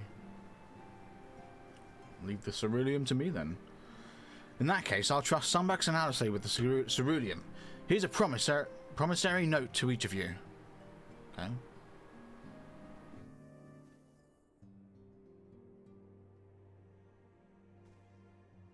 Take them to the Sky Steel Manufactory in Ishgard and the ceruleum processing plant in Thanalan. The people there will give you what you need. Yours is a well-known face in the Holy See, I believe. If it's all the same to you, I'll head to Thanalan. Oh, she's talking to me. I thought she was talking to Sid. I was thinking, what are you on about? That's right, because poor Alice wasn't with us in Heavensward. Well, she was towards the end. She wasn't with us throughout the bulk of Heavensward, so she isn't really known throughout Heavensward. I'm thinking I want to write a script where I can press a key combo and it will fire up a string of torture redemptions.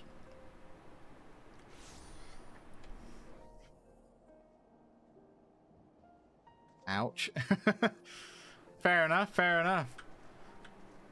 I'm gonna be honest. I'm a bit tempted. I'm really tempted to make something that works on the server. As in, what I mean by that is something that will allow you guys to redeem torture points through the server, like whether it be with a GUI, like an in-game GUI, or maybe I have to put it behind like a physical item. Maybe you need to rename an item or something. Although I don't think the rename item will work with my second part of the idea.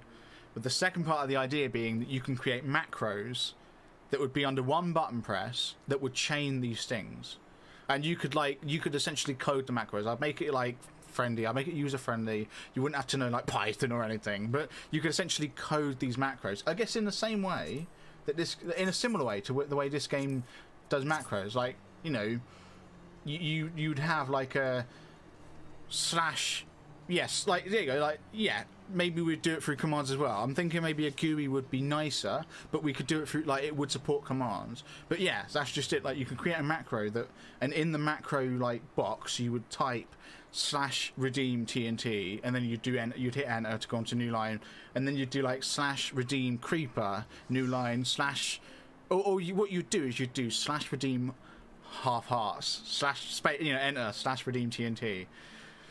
and it would do them both like simultaneously. Like it would deem them both instantly, or at least as fast as what's it called? As fast as Twitch will allow it, of course, because this does have to be limited by Twitch's API. But that's what I'm thinking. How cool would that be? And then you could just do like /redeem macro 1 or something, or /macro 1, or /r space macro 1, or m1 or something. And like I said, that could also be under a GUI, so you could like press, I don't know, the R key on your keyboard, and it'd bring up a GUI, and you can just click on macro 1.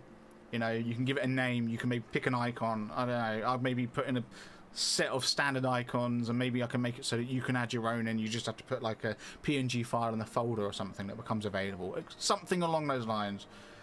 It'd be so cool. And then like I said, all of those redemptions would also be in the mod as well, in this like plugin. It would be a mod. It would be a client-side mod. It wouldn't be a plugin. So that does technically mean you could be playing on Hypixel, pull up this mod and talk to me while you're playing on a different server. You could have the stream open on one monitor or something. You could be playing on some other unrelated server and still talk to me in your Minecraft game without having to leave Minecraft, without having to go to Twitch. How cool would that be? Didn't Star Wars Galaxy have that same macro interface? Seems super familiar. I have no idea. I have never played Star Wars Galaxy.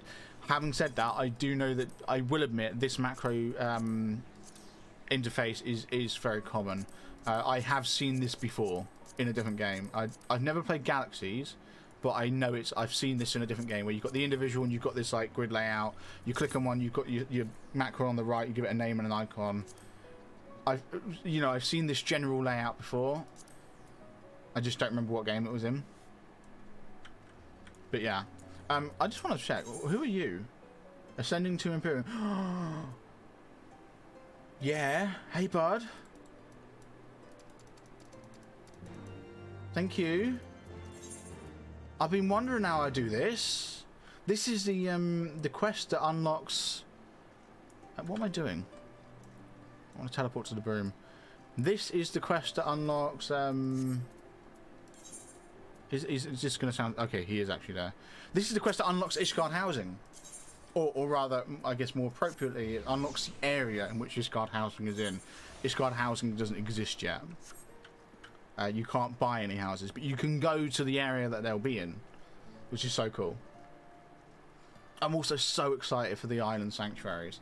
I don't tend to get too hyped up about games, about things. I try my best not to get too hyped about things, just because I know you could be let down. It's not going to be quite what you've wanted, and it never will be, because they want to please the majority of players, which means that they have to keep things quite tame.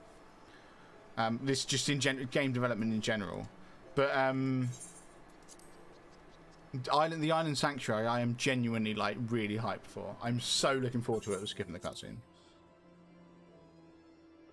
I am actually really looking forward to it.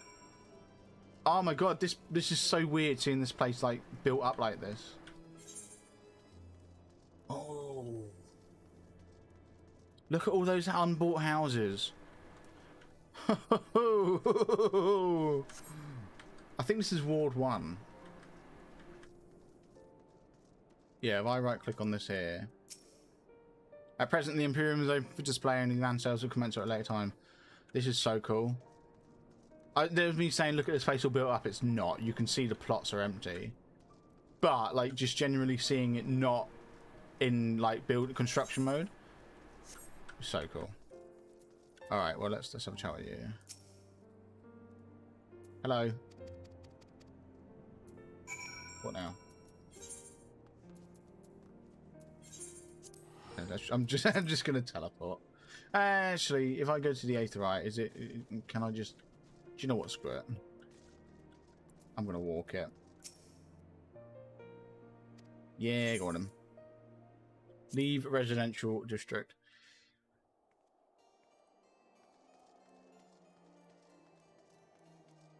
Well, there we go. We've unlocked Ishgard housing. Not that I'm gonna... I might buy a house in Ishgard's housing estate.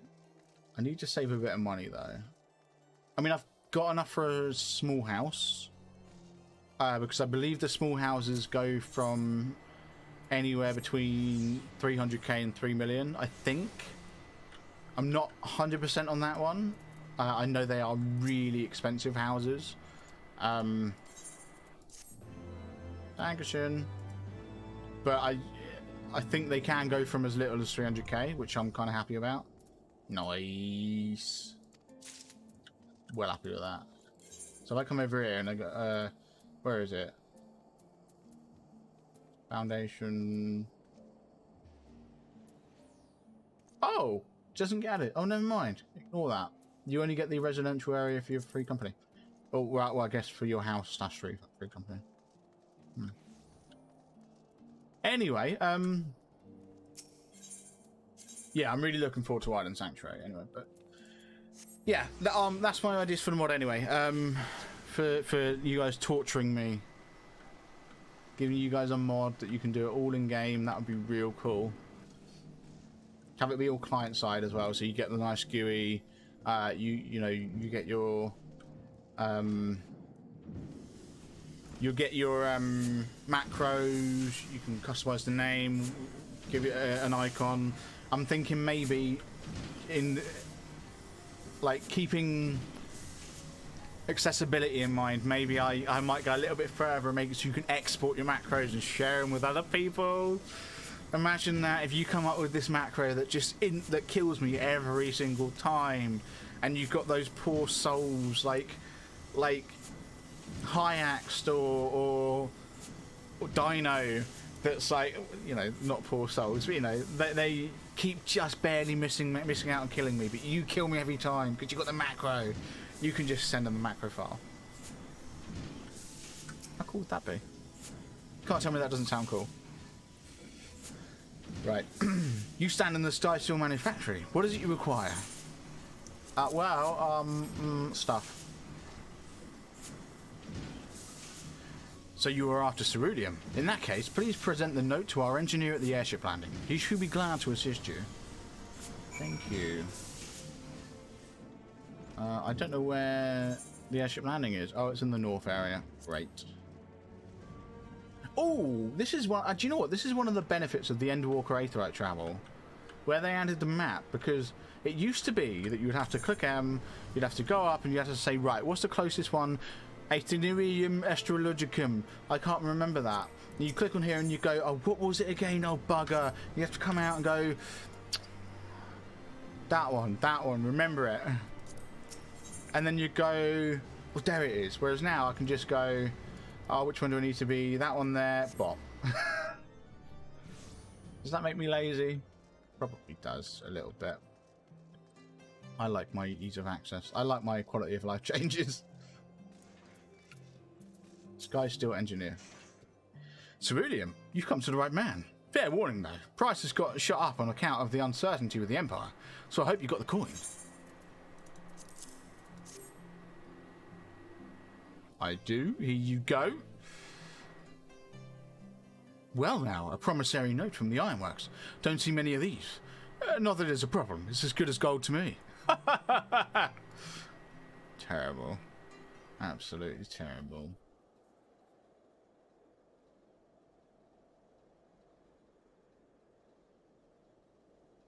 What's going on here? Is it some shady back alley? Oh god. Oh, quickly! Give me the stuff! You're gonna get caught! Sending me the drugs. My friend! After the disappointment of not seeing you in Alamigo, what good fortune to chance upon you here of all places. Hey, Mick. I have a new idea for a modification to a current redeem. Instead of blocks of gravel / sand X by X blocks, instead something like creates a wall 4 blocks tall, 5 blocks away from player. So instead of being buried, which never seems to work as you get shunted, you get trapped in a circle. With what's trying to catch you. That's actually clever. I like that. I see, yeah, so 4 blocks tall and like, yeah, 5 blocks away from the player all around sort of thing. I like the sound of that. That does sound cool. Maybe have it be like 2 blocks thick or something as well. That could be cool.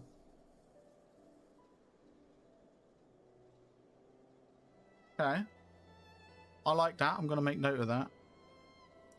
What I'm thinking is we'll keep the existing one, but I'll add that one. As in, what I mean is I'll keep the functionality for the existing one, but I will probably replace the channel point redemption with the new one, even though I'm keeping that existing functionality, just because I'm trying to keep this plugin be as generic as possible. As in, like, I want it to be. No, I want there to be more in it than just what I use, like, because it supports like 25 different mobs or something. Even though we only use like 6 mobs at most, it supports like 25. It supports the Ender Dragon, it supports the Wither, it supports with the skeletons, it supports piglins, piglin brutes, it supports all of those things. It just, I don't use any of it. I just use the ones that you know, that you see. The reason being, and again, it supports all of the enchants, it supports all of the potion effects, it supports all of the sounds.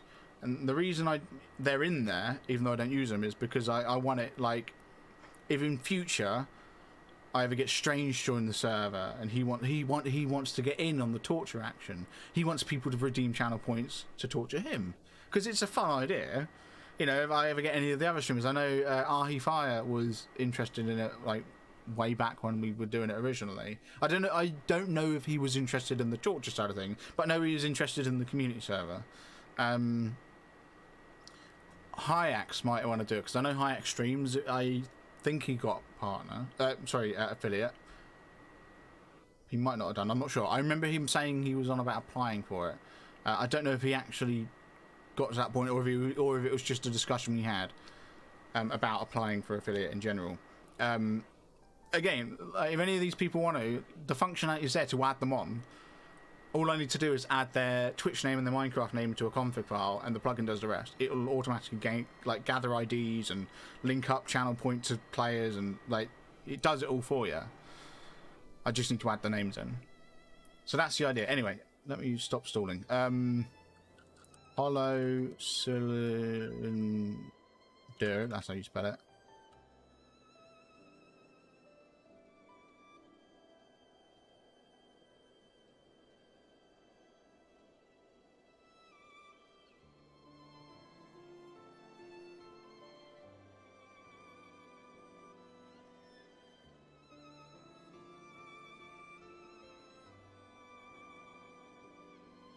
What I'm saying is radius of 4 to 5 blocks.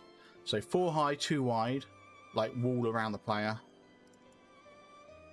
In circle, radius of 4 to 5 blocks. So what I'm thinking there is like a hollow radius, 4 to 5 blocks, and then 2 block thick wall around the player, 4 high. I think that would be good. It will definitely catch you off guard. The only thing is, though, to avoid griefing, it would only do air, is what I'm thinking. It would only replace air blocks.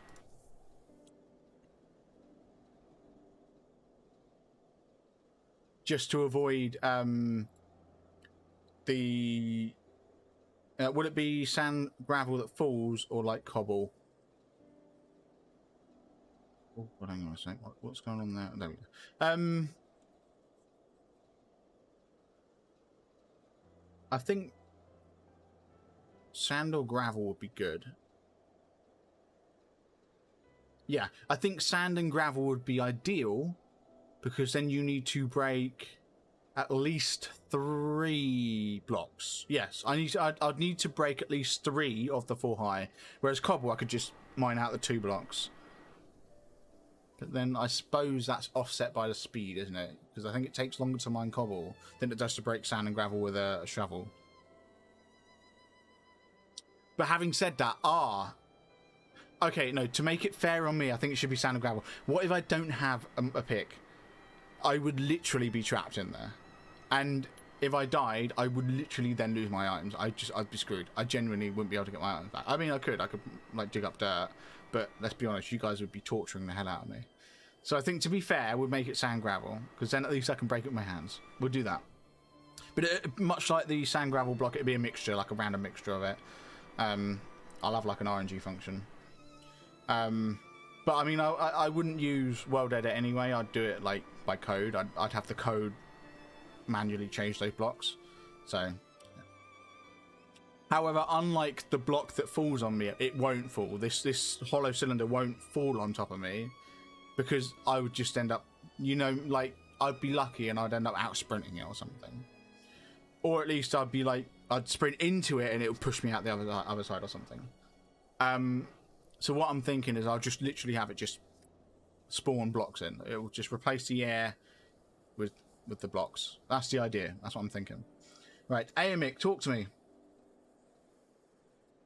As you may have heard, the Allied nations are making a renewed effort to address the primal problem. I have. To that end, have I invited the chieftain of the Vanu to Ishgard, that we might together plot a course. Ah, yes, I remember the Vanu. I don't like your primal.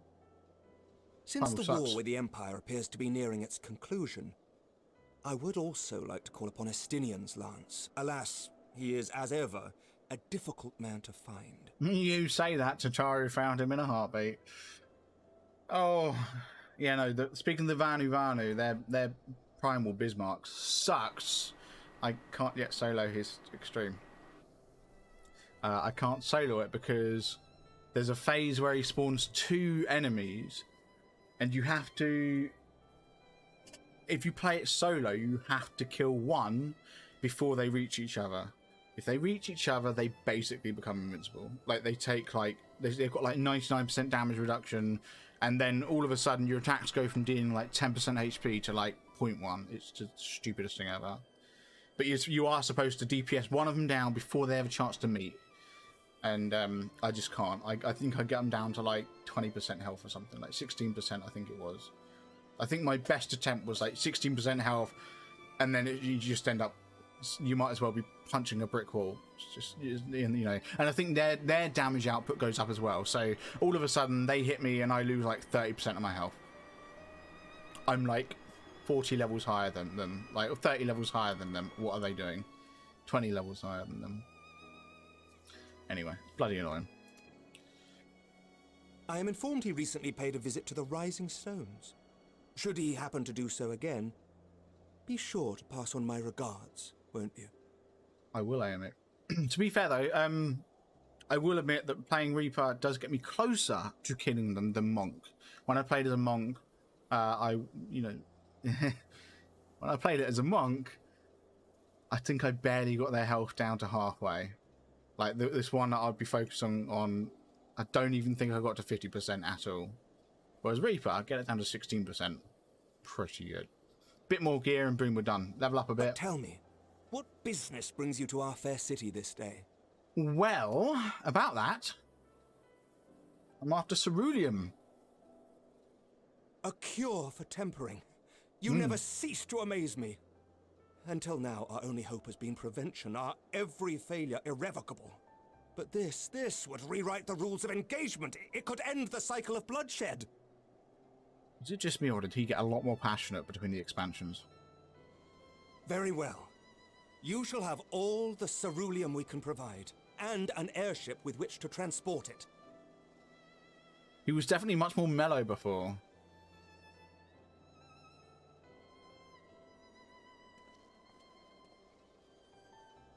In this matter, you may count on Ishgard's full support.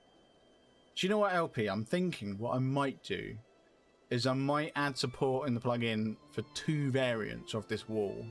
One would be the sand and gravel, and that would probably be the one I use.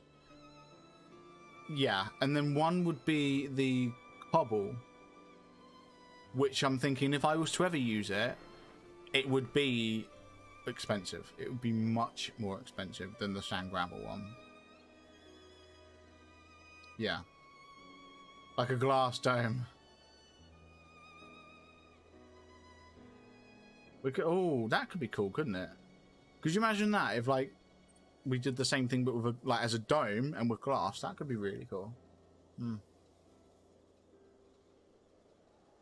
you know what? I've also been thinking about what I was talking about a while back. Call it Enter the Thunderdome.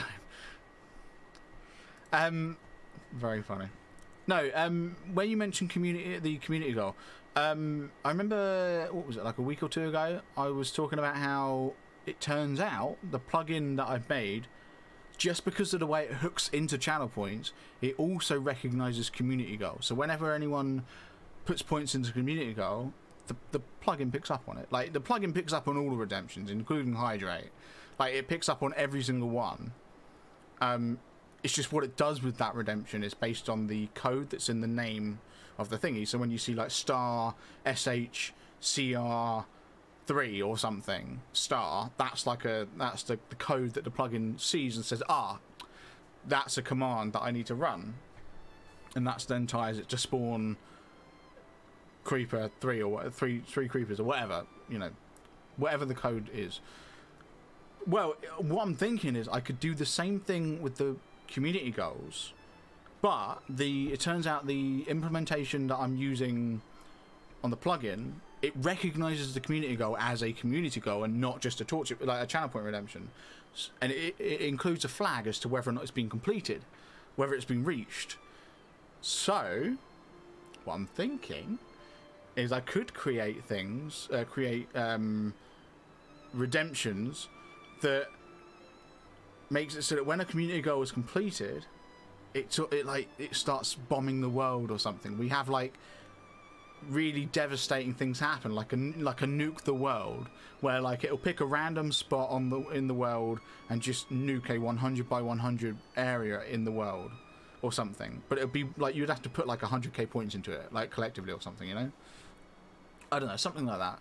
That would be cool, wouldn't it, LP? Stephen Felix, Junior, hey, best summoner stats. What do you mean by best summoner? Are you saying summoner has the best stats? I don't know about that, does it? I don't know. If you're asking me for what my summoner stats are, I haven't unlocked summoner yet. But yeah, LP, what do you think of that idea? Like, you know, having a community goal where maybe not 100k points, but you know, you like a large amount of points, and it has like severe consequences for the server. Whether it be nuke an area, maybe not 100 by 100 area, but it nuke an area in the world. It could be randomly change, you know, all, I don't know, oak wood in this area, as in like planks, so that people's houses change, or nothing too griefy. You know, even though I did just say nuke the world. But, you know, something of that kind of scale, you know what I mean? Like, bigger scale stuff. You know, maybe there would be one that would affect me specifically, but maybe it's something along the lines of, like, randomize all of the items in my chests, for example. Like, I would obviously have to make it log and know which chests are mine. Maybe I'd have to put signs on them or something. I'd have to figure it out. I'd have to use some sort of logic to determine which chests are mine. And maybe it would be, like, specifically, you know, randomize all of the items in all of my chests. Or maybe it's, you know, replace all the blocks that I have placed ever with something, like randomly. Replace the blocks randomly or something. It could be really cool. But they would be really expensive stuff. Move your house up to 500 blocks in a random direction, or a chest gets buried 100 blocks deep. Exactly. That is it. Perfect. Like, they're really heavy-duty redemptions, but they're expensive, and they're community-driven. You know, so people have to put thousands into it collectively. That could be really cool. Instead of just the one-off redemption that someone just randomly redeems. Because I'm thinking, how can I give you a money sink? Because I know you've got, what, like, 70k points or something. You know, I think you are number one by like 70k. I think Vindex was in second, but then he spent them all in that last stream. Down to 71.5, yeah. I was over 100k before. See, these torture streams are expensive, aren't they? They are expensive. What did you spend them all on? To be fair, you do put points into the goal, in the community goal. But I do know those torture streams can be expensive, because Vindex was in the same boat where he had like, I think he had tens of thousands, and then he, like, now he's down to like 0. I think he spent his last 5 points on fireworks. So okay, apparently my phone just disconnected from chat. 34k is in the community goal. There you go. There you go. To be fair, I've had that community goal up for a few months now. So 100 per hydrate adds up to yeah, that's true. Who would have thought cerulean weighed so much? Oh, poor Anastasia. Oh, I took like a month off. Oh wait, I've just realised Anastasia went for the cerulean. What did I go for? I went for something. I don't know. Anastasia, you're not really working too hard, are you? Let's be honest. Took like a month off. That's true, yeah. I genuinely thought you were going to redeem a hydrate, by the way. When you mentioned the hydrates, I thought you were going to redeem one. When was the last time you redeemed one? It's been more than 10 minutes, I know that. Serves me right for being stubborn, I suppose. I should have just done what you did and accepted help. I swear to God, in every cutscene she speaks, she moans. She moans so much. And thanks, Alfred. Yeah. I've been holding off on having that drink for like 5 minutes. I'm going to be honest. I was waiting for you to redeem the hydrate. For some reason, I'm just really dehydrated today. I think it's because it's so warm. It is 31. Good work, you two. This is all we asked for and more. Quite a lot more now that I look at it. That isn't what I remember his voice sounding like at all. Interesting. Cerulean is expensive. Apparently so. Lord Emmerich, eh? And entirely by chance. Ha! Some people have all the luck. Yeah, it's really interesting hearing these voice actors come back after like what was a couple of years. It's really weird. We have also succeeded in configuring the terminals, thanks in no small part to our able assistant. I don't remember Sid sounding quite so gruff. I know he had a deepish voice, but he sounds a bit more gruff. It's been a while, hero. You seem surprised to see me. Lest you misunderstand, I've no interest in such things as cures for tempering. I don't think we've heard Nero's voice before, have we? At least it's not his post-Realm Reborn voice.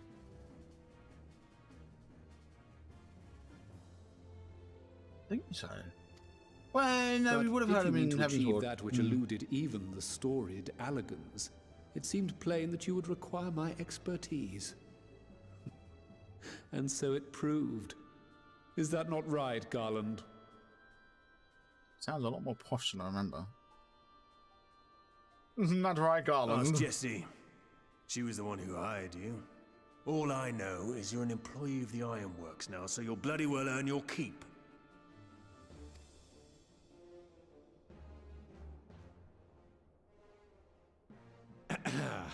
That wasn't the only reason I agreed to cooperate. I'm reliably informed that Garland and I are destined to unravel the secrets of travel, not only across dimensions, but through time. But through time, indeed. Apparently so. Well, you won't, actually. Share of the credit lies with me. 9 parts to Garland's 1. And this research will be a stepping stone to that illustrious achievement. Oh, yeah, Nero, you know it. You are obviously the brains here. Very well then. I'll do 1/10 of the work. Just the part that's beyond you. Whatever you say, Garland. No. By the way, the healing applications of crystal foci proved very useful in getting us to where we are now. I must remember to thank Mikoto. Okay, if you say so. Right. If everyone's ready, let's begin. Let's begin. Okay.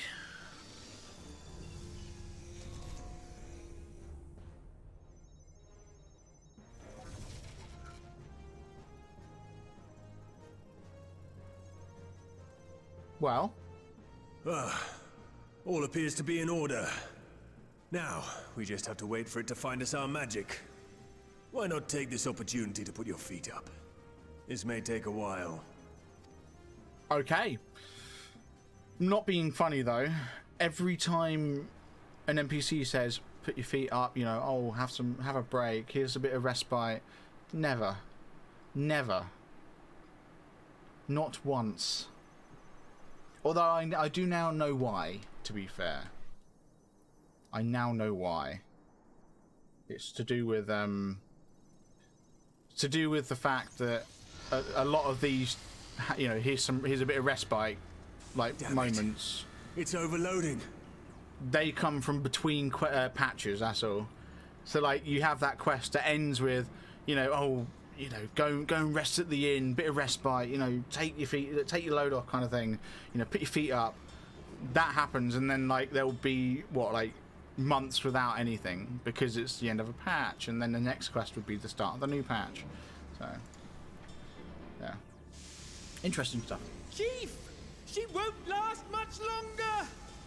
No, she won't. We'll have to shut it down. Shut it down then. Wait, we're close, so very close. Shut up, Grant. Let him shut it down. Oh.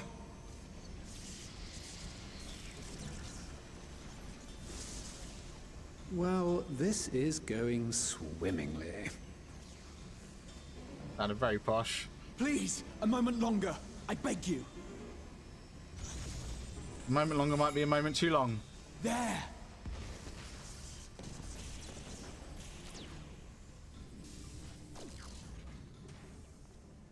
Well, did you get it? Do you remember it? Remember what it said? I always loved Tataro. I was able to memorize the magic before it faded. It still needs to be put to the proof, but I believe we have our cure. Okay, good, good.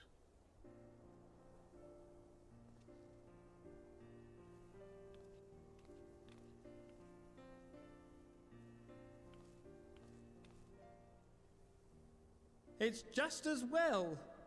She'll never run again. Ah, bless. The fault is mine. I'm sorry. Do you want to cuddle? Don't be. It may fall short of dimension hopping, but a cure for tempering is not to be sniffed at. This, my friend, is a world-changing discovery. One we're proud to have had a hand in. A few Magitech terminals are a pittance to pay. He's taken it quite well. Good on him.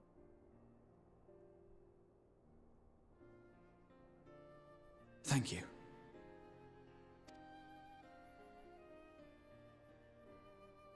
Well, we've done what we can. The rest is up to you. Sure thing. Thank you for your help, Gruff Sid.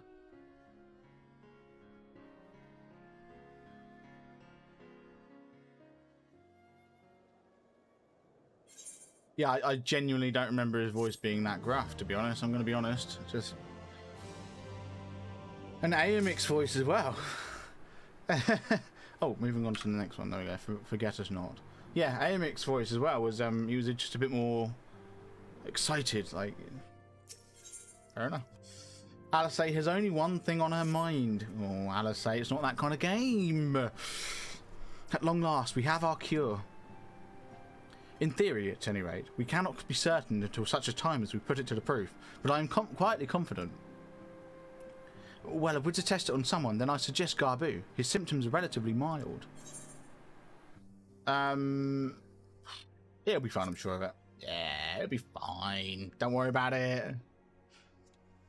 Yes, as long as we can exercise due caution, it will be fine. That was the other option. Let's not worry about that. Without further ado then, let's make for Limsa. We kept Garbu waiting long enough. And you kept him waiting like 2 expansions. Alistair, you're a terrible friend. Why am I on about walking? Let's just teleport.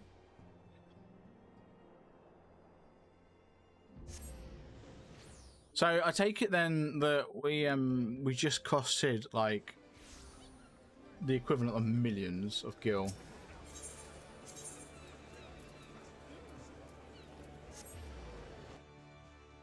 Which I'm happy with. I'm more than happy to have Sid chill out, you know, millions. You know, just so we can, you know, waste a bit of time and whatnot. Hey, Alistair. Well, this is the moment of truth. I'll have our host bring Garbu to us at once. Here we go.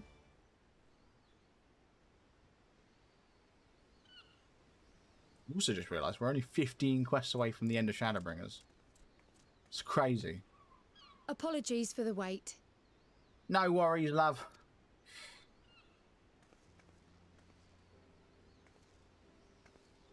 There he is. Oh. Gabu, have you been good? You've not done anything. It's hard to be bad when you just stand there. Oh. Still no change, I'm afraid. He just stands there in silence until we move him. All right, yeah. It's all right now. We're going to help you get better. Yeah. Oh, LP, Dankeschön. Fancy meeting you here. Yes. Alphino, Y'shtola! I thought you were attending to primal matters. Are they?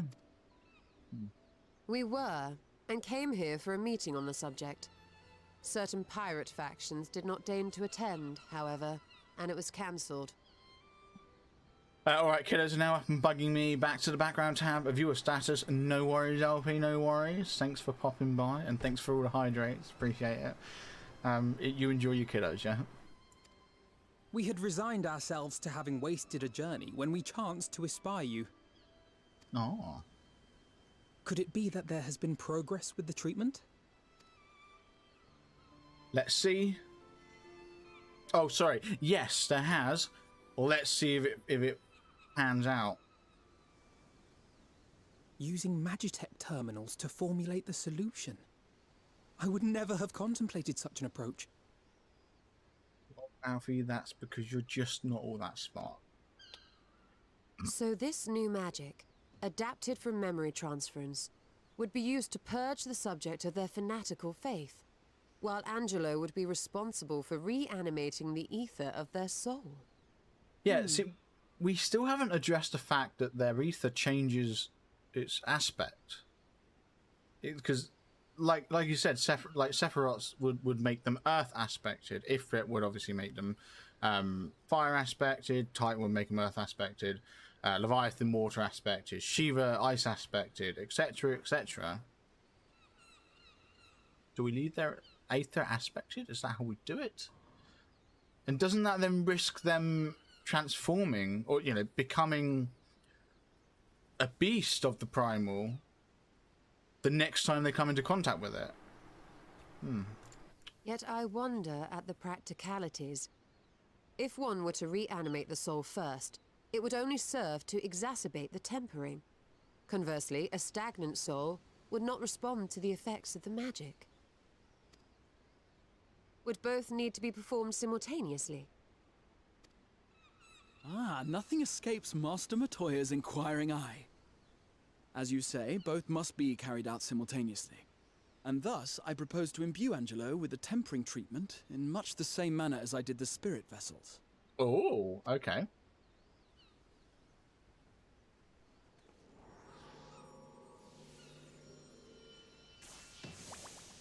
Oh, hello. By doing so, we also spare Graha the trouble of casting spell after spell. It's really rather efficient. I'm really close to getting my porksy as well. I think I've just got to get 990 in rep now, because I literally just before I started streaming, I got up to respected with the Fae folk. So be that as it may, certain difficulties are unavoidable. The imbuing process will still require no small amount of ether. I think it's 180 rep per day. I need 990, so I'm looking at what, 6 days? And as I can no longer draw upon the Crystal Tower's stores of energy, I will be compelled to rely on those of others.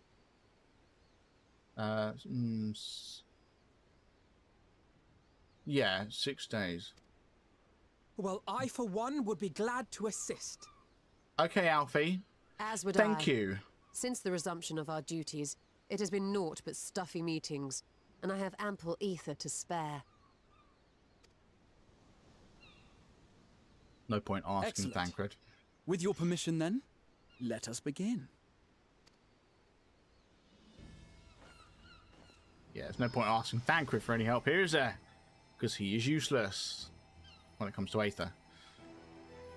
Ether.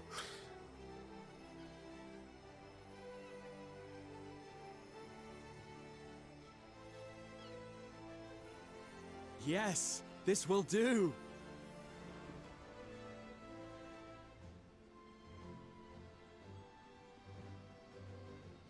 And now, it's my turn.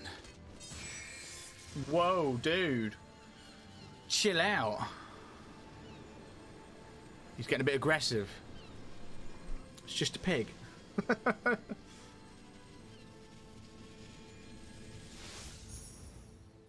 Oh. 'Tis done.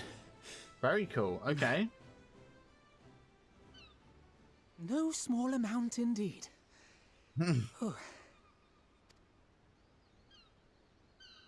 Well, we seek to go where even the Allagans did not. It was never like to be easy. True. Very true. The rest is up to you, Alize. The treatment itself will take time and focus, so we will need a quiet room. I'm sure our hosts can spare one. Well, I mean, to be fair, like, it's not like you have to ask. I will go with her. It may be a while before we return, so I would ask for your patience and your faith. I'm like the third highest rank here. You don't have to, like... I'll let you into the room. Just pop into the squadron barracks. We'll bring Gabu back. You see if we don't. Obviously, this is where they're going to say adios for the quest, and then, you know, move on to the next quest. And then we'll see him again in, like, 3 quests. 'Twould seem our part is played. Let us find a place to recuperate while we wait for news. That was cool, the way it's gone to night time and the lights turned on. I like that.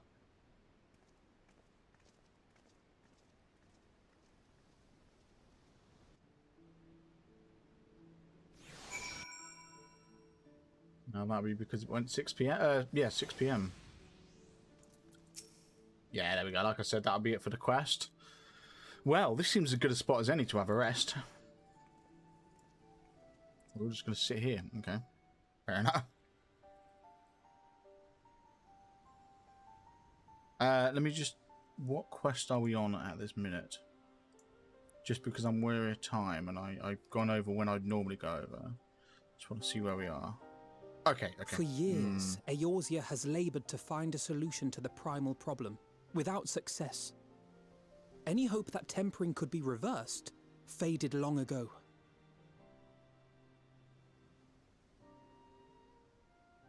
Yes. I myself had given it up as impossible. Given up on the tempered and the light-corrupted alike. They were problems to be tolerated, or else eliminated, I believed. And to think otherwise was pure naivety. Childishness, even. Aww. But Alize refused to give up. She struggled and she struggled. And her efforts were rewarded with a way to bring back Halric. And now countless others may no longer be beyond salvation. Exactly. However much we bicker, I have the greatest respect for my sister. Had I half her stubbornness, nay, her unwillingness to accept the status quo, I would be a far better person. A far better scion. Aw, he's getting all sentimental. Bless.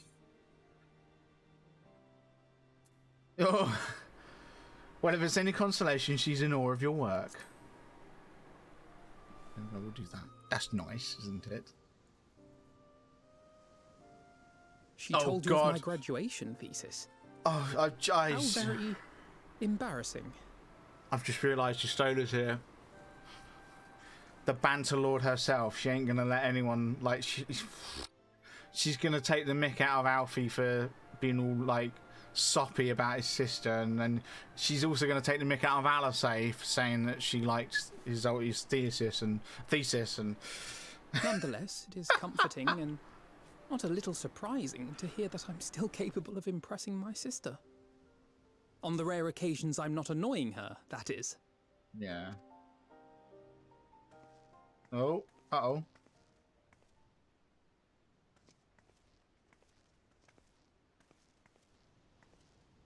What's going on here? Jesus Christ. Alize, are you all right? Yeah, where's Chris? Whoa, where's Graha? The treatment. Did it work? Guessing it did.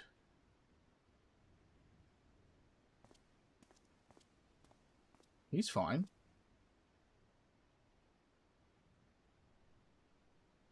Oh, I'm so glad to see you all. Delighted, happy, glad. Oh, hey. Gaboo! How you doing? What? Oh, I remember him being that sad little kobold and oh, my parents, help me. Oh, bless. That's sweet. Oh, I get to do his voice. All this time, Oh, I don't worry. my mind was filled with thoughts of Great Father Titan. I thought I got to do his voice then because the screen went dark. Oh, I was looking forward to voicing him. But I never forgot about Mother and Father.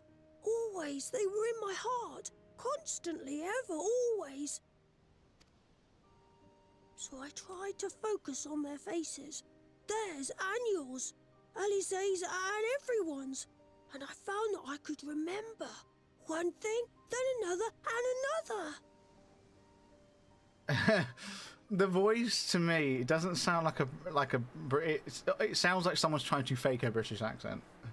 It sounds to me like someone is trying to, like a non-British person is trying to do an Oliver Twist sort of British-like voice.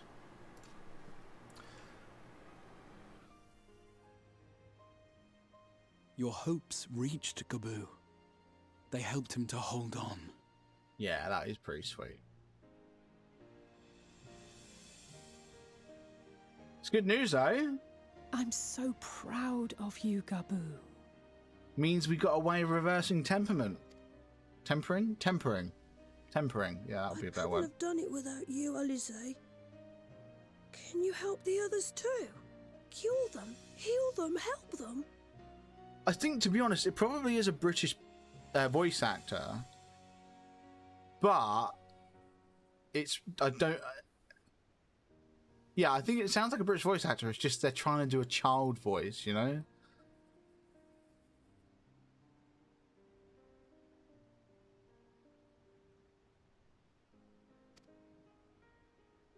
Yes, we can.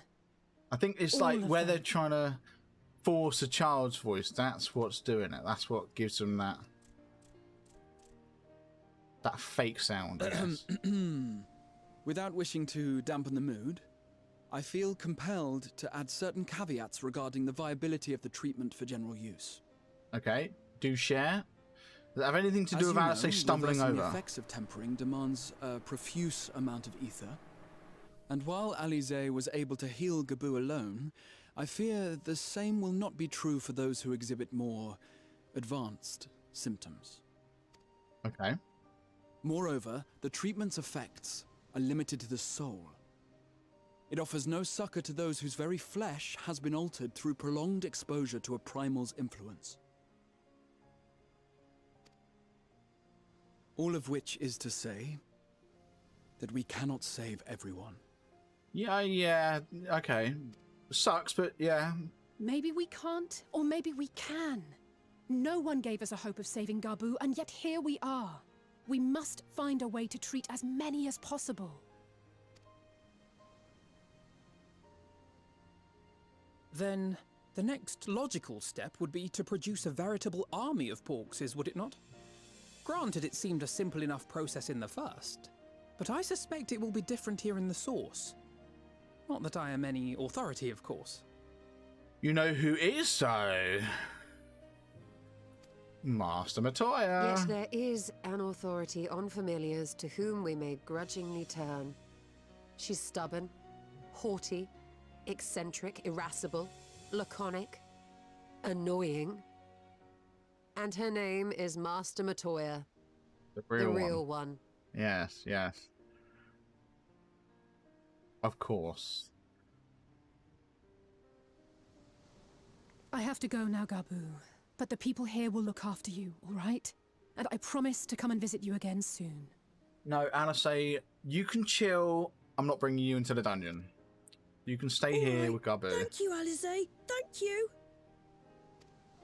It genuinely just sounds like someone's trying to fake a child's accent. It's like they're literally just going, all right, thank you. Bless. Aww, that was nice. That was very nice. Right, I think this next one's going to be the last quest. Like master, like pupil. The trace of a wry smile is visible on Ystola's lips. As she will be at pains to remind me, I have not paid Master Matoya a visit since returning from the first, but this seems as good a time as any. Come, let us make for our cave.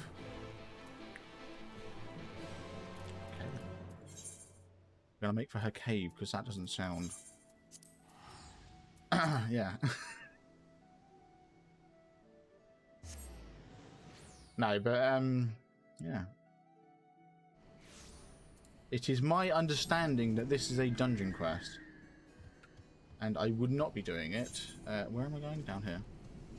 I wouldn't be doing it if we didn't have the trust system in place. Just because, given what time it is, I really don't spend, like... I don't want to spend any more than an hour, any more than an hour longer on the game, to be honest. And it's going to take me, like, 40... yeah, like about 45 minutes in the dungeon, I think, because it does take longer to do with the trust than it does with players. Just because you have to figure out mechanics and whatnot yourself, that's all. But then you do skip the queue, so it kind of balances out, I guess. Like, I'll be honest, I do miss playing with people, which is why when we get to Endwalker, I am going to go back to playing with other players as opposed to doing the trust dungeons. You know, yeah. But yeah, I do kind of miss it. Like I do enjoy doing the trials as part of the MSQ. Speaking of which, do we have any trials coming up throughout this MSQ? No, there are no more. There's one more dungeon after this, but no more trials before Endwalker. So this is the second to last dungeon in Shadowbringers. Not bad, not bad. I'm going to be honest, I'm not a massive fan of the red glow from this bird. Like, when I first got the bird, I thought it looked really cool. I'm not really a fan of it now, though. I'm going to be honest. I need more birds, is what I'm thinking. I'm thinking I need the Thornton bird. I'll check out the duty list in a sec when we get to this dungeon. I take it you are ready to bear witness to the joyous reunion of master and pupil? Very well. Yeah, I'll check it after this. What extreme trials there are for Heavensward. I need to figure out Bismarck as well. I need to level up more, that's all it is. Nary a word from you all this time, then you bring every man and his pirogo with you. Did no one teach you any manners, girl? They were too busy teaching me etherology, Master. Jesting aside, I wanted to be the one to express our gratitude. I am told you spared no effort to sustain our bodies while we were away, and for that, we owe you our lives. Thank you. That's nice. You were gone so long. I was starting to think you'd set your heart on staying. Oh, Matoya, you have no idea how long it was for Stola. It wasn't easy to leave, as it happens. Seldom does one have the opportunity to study other worlds, and I would not have minded extending my stay by a handful of years. Ever the scholar. Y'shtola dedicated herself to studying ancient civilizations of the First, befriending a tribe known as the Knights Blessed in the process. There she took on the name of Matoya and won the respect of all the children of the forest. I don't think you should have mentioned that last fact.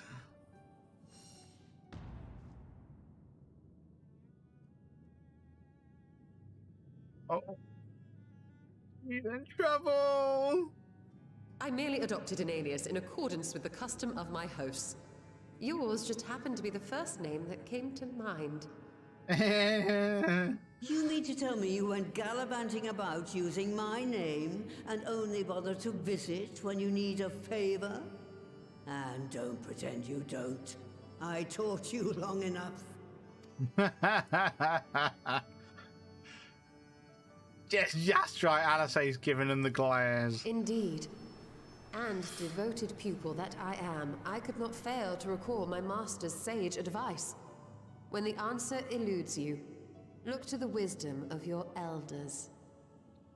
Yeah, true, true.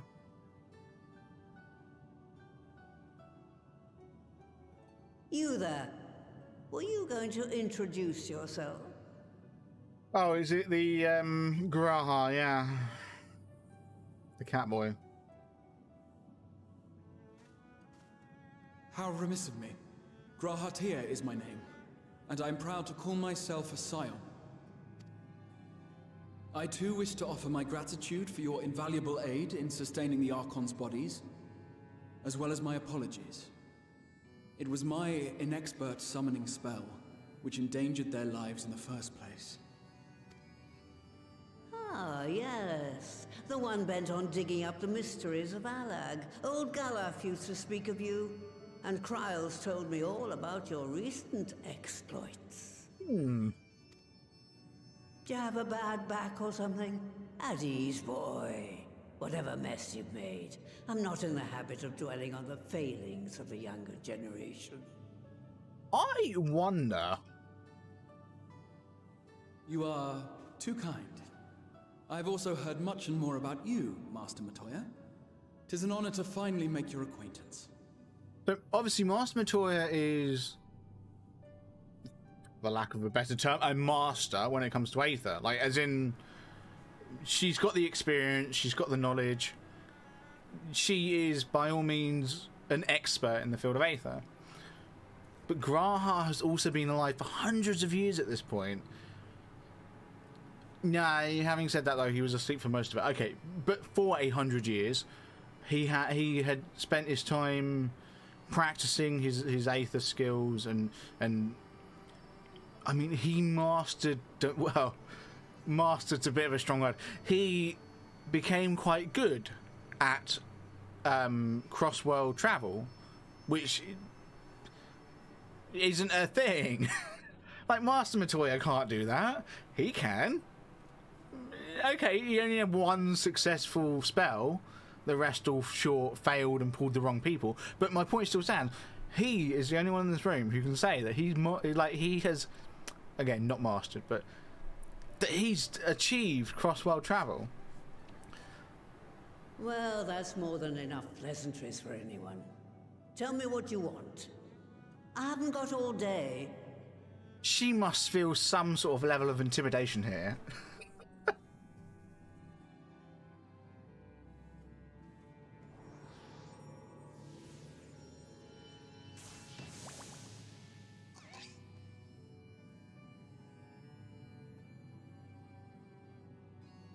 Yeah, that's all that's needed. Just summon a Porksy in front of you.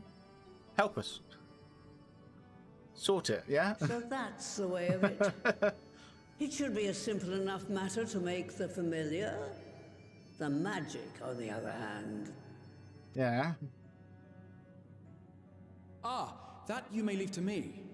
Being the only one possessed of royal blood, I alone can imbue the subject with the necessary magic. Look at him bragging there. Humble brag. So I just need to create Porksies with the power to stir the soul. Just, I say. Though we're talking about a veritable herd of the little buggers, we'd collapse before we reached double figures. Oh.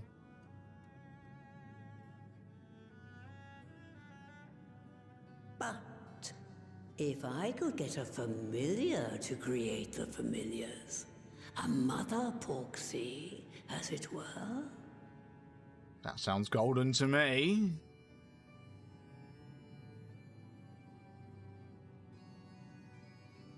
I like the sound of that.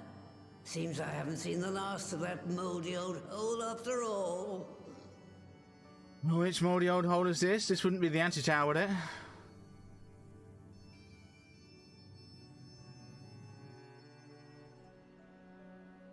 And maybe. Alright, I'll to my old workshop then. Everything required to make your familiar is there. That may be, but no one has set foot in there since the Exodus. I dread to imagine what has become of it. Oh, there should be a handful of feral familiars, and mayhap a monster or two, but nothing to trouble the likes of you. You can consider cleaning up the place payment for my help. Fine, we'll do it. Good girl. Now, if there are no objections, I suggest you run along to the Maker's Quarter. I'll send one of my porogos ahead and let you into the workshop. You need only tell him who you are. One can't be too careful after all. Off you go. Oh, okay.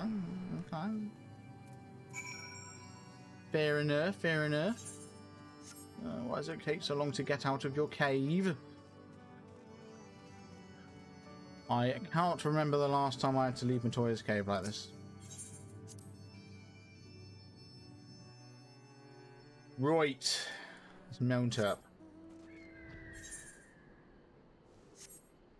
Okay, so I'm guessing then that the dungeon is literally after talking to this Porogo.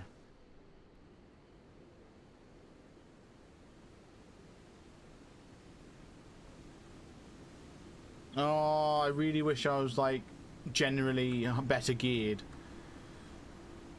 because the FC at the minute they're doing a Seat of Sacrifice prog. That's what I was going to check the duty finder. Seat of Sacrifice is, yes, that one. It's the one against the Warrior of Light. I really like that fight. Here we go. So before we went into the cave, I mentioned about the dungeon, the trials, and I need to do Bismarck when I level up a bit and can do just a bit more damage. I want to try out Thord, and I haven't tried that yet, and Nidhogg. I need to try Nidhogg as well. That should be fun. Yeah, we might try Thornton at the end. Maybe. Might do one run of Thornton just before we finish stream. But I do want to get through this dungeon first. And that will leave us with 14 quests. Yes, once we complete this quest, there'll be 14 quests left. Yeah.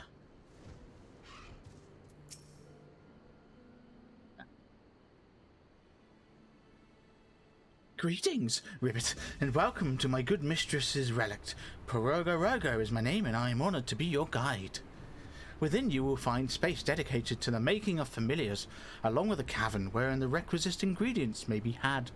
I must warn you, however, that the place has not played host to a single soul, much less a broom, in over 15 years.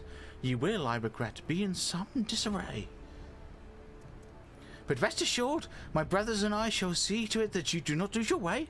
And now then, Ribbit, only say the word and I will show you in. Go on then, let us in. Matoya's Relict, now accessible. That was easy. We just have to say the word. Right, we will be doing this with a certain party. Something tells me I can't have Reen. Victory will be ours! Let's give it our all! Victory will be ours! Yeah, we're gonna go with this. Yeah. I don't like Alphino being the healer. I do not like Istola. Well, actually, Istola being the DPS, I'm not. That's fine. Grahatir being a tank, I'm fine with that. It's Alphino as the healer. Why couldn't Urianje have joined us? Oh well, we'll be alright. We'll be alright. We'll smash it. Alright, let me hide my quest tracker. There we go. Matoya's Relict. Music's good. Very haunted house, isn't it? Okay. Is this a puzzle? Right. To begin with, I need you to gather a few ingredients. What are you doing here? Listen well to what the Porogos say, or you'll wish you had. Okay, thank you.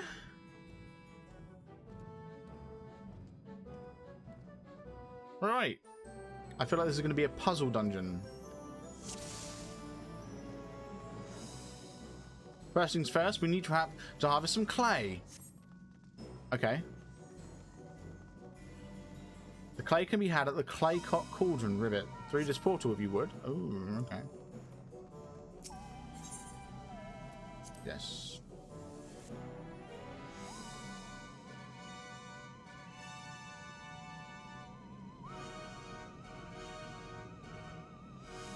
Right. Okay. Let's go. Please follow me, Rivet, and put down any pests that bar the way. Oh, I would love to.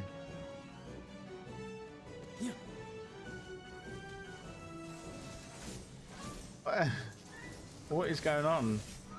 What is with some of these enemies?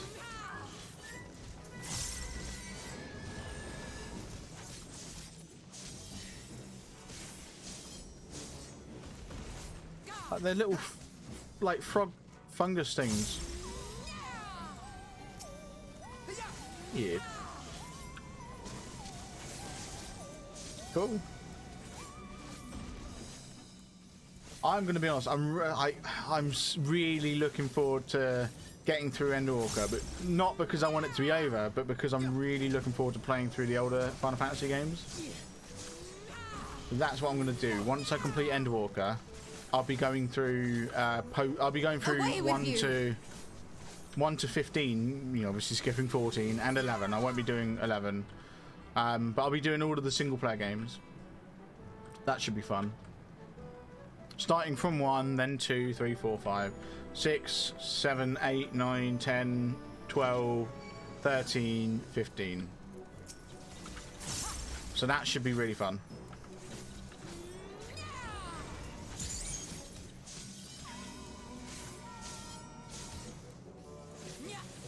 Oh, I thought I'd avoided that. Oh well.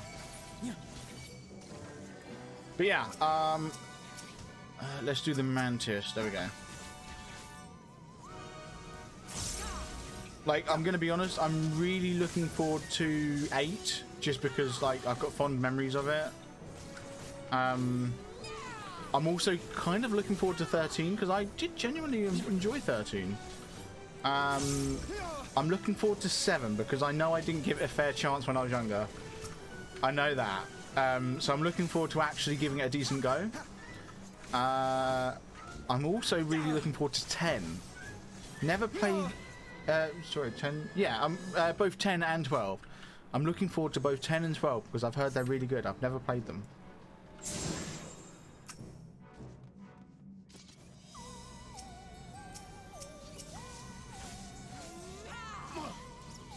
Other than that, I'm just genuinely looking forward to playing them all, to be honest, like, generally speaking. But the ones I mentioned are the ones that I'm really looking forward to. I'm also, do you know what? I'm also looking forward to number 1. I'm looking forward to the first one because it's the first one. That should be pretty fun, I think. Like, seeing where it all started, you know?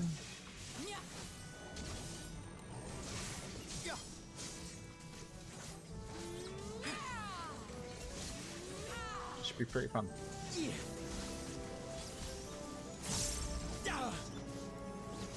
I know, I also had 5 as well on a tablet years ago. And I think I played a little bit of that, but then I never actually, like, got anywhere in it, really. So that should be interesting, seeing if I can remember anything from it. Like, from, like, the limited time I spent on it.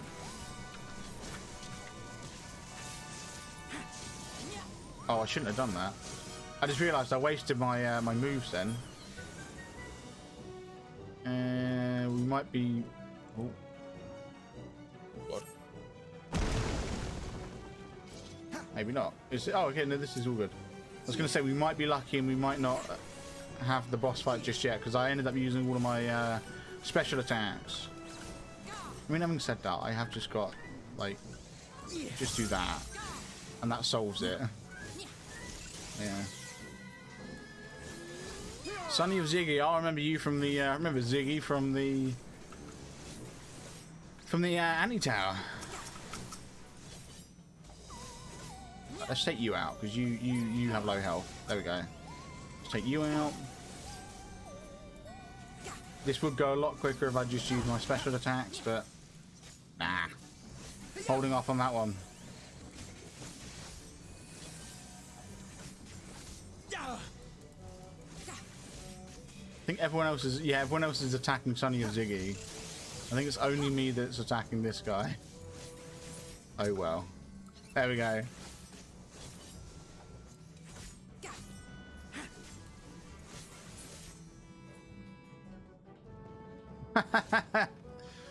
Oh, the person who's doing the Seat of Sacrifice prog said that they, you know, they entered the mount run. They went in, they joined the mount run. They entered the fight. The party leader set it to loot, like master loot, as in they pick who gets the stuff, and you know, then everyone left. They're wondering why. I wonder why. What is this? Yeah, is that supposed to be a golem? I think it is Graha. Yeah. Are you gonna latch on or there we go. Yo, I just realised me and Graha, we have the same weapons, kind of. Yo, let's just, for the hell of it. Okay, that was a tank buster, that's all good. Pop the shroud early, boom. This makes me really nervous. What are you guys doing over there?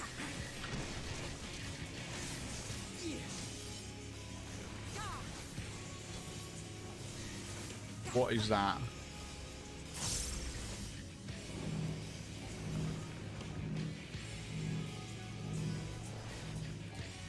Okay. Ow. Sure. Whoa. Okay. Just the beginning. I should have avoided that. That's my bad. I could have done.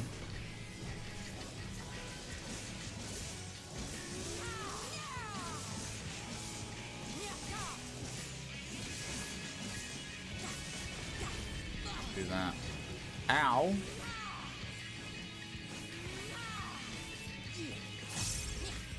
That I don't believe I need to worry about this attack. I don't know if that did actually hit me. I wasn't paying attention to my health. That's always great. Oh, this is the... Yeah, I remember this one.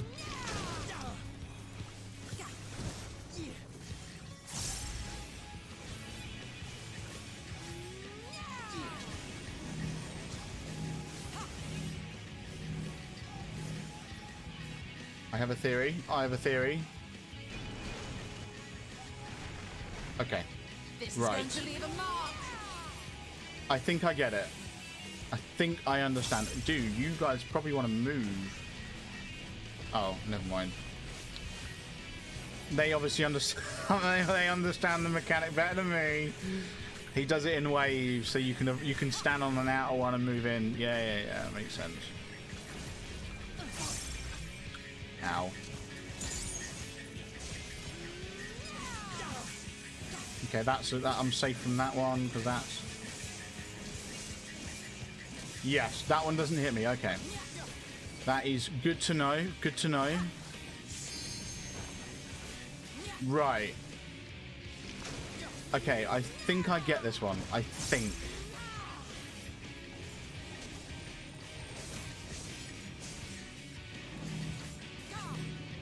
Right, now if I do this...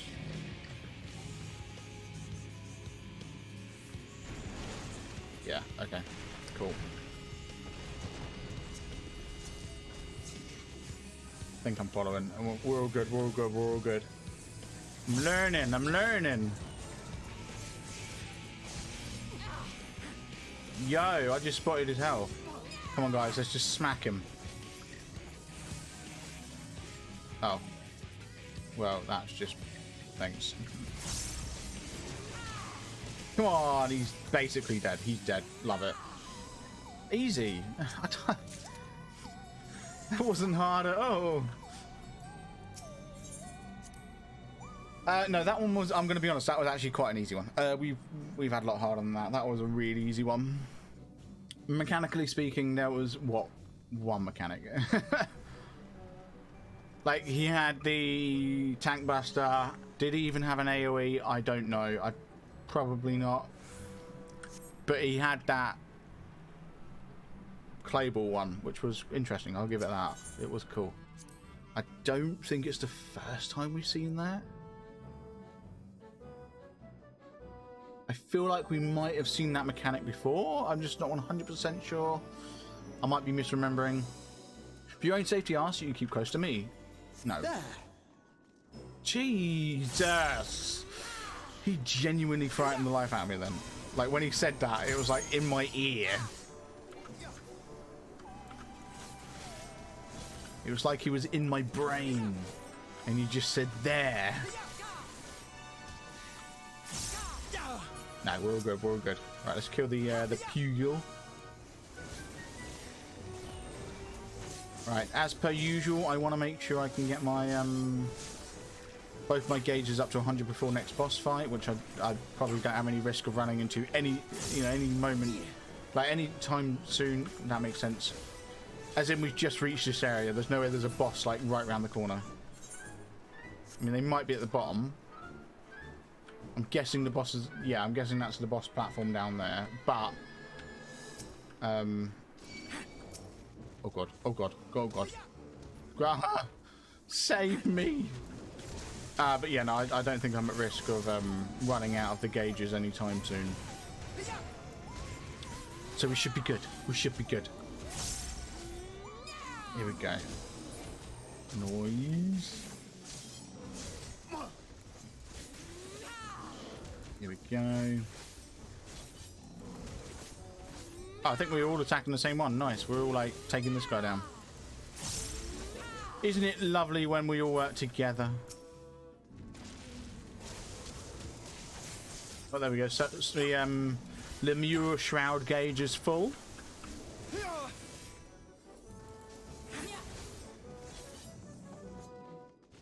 Let's just grab that. Move the lift. Okay.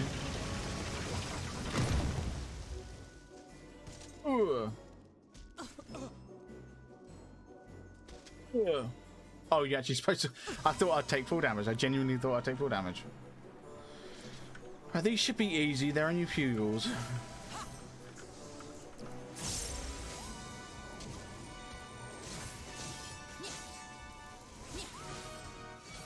Let's pull that out. There we go. That should attack a few of them. I should really be using guillotine at some point, shouldn't I? Because I think that's an AoE attack. Or specifically, it's a cone attack. It's just genuinely a decent attack. So if I do that, yeah, it's a cone attack. There we go. Or a line attack or something. It's one that attacks enemies in front of you. It's what I used to use without realizing it was a multi-enemy attack. Back when my bars were a bit, you know, haphazardly put together. Now there's a little bit more semblance, like more reason to where spells are placed. As in, it all makes sense. They're all in certain places that I understand and I can follow. Right. Cross here. How do we get up? There. We don't. Okay. We die.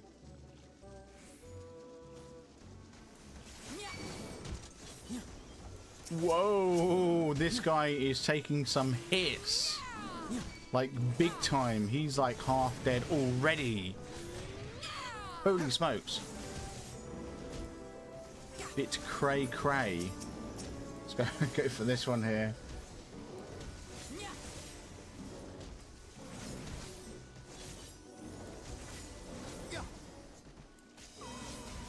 Oh, avoid that if I can.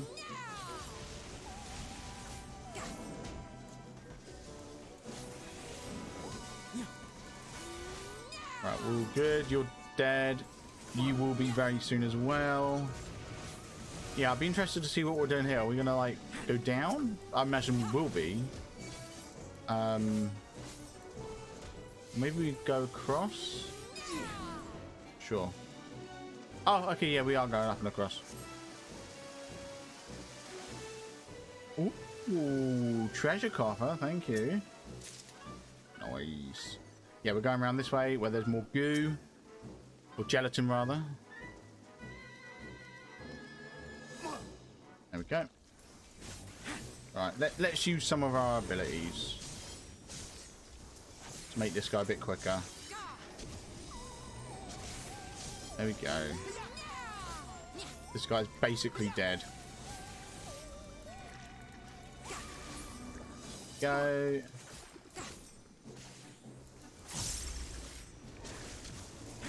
Noise. Use that.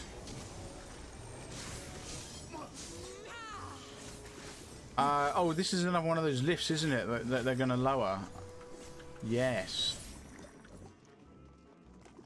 Another lift. There we go. Just a moment.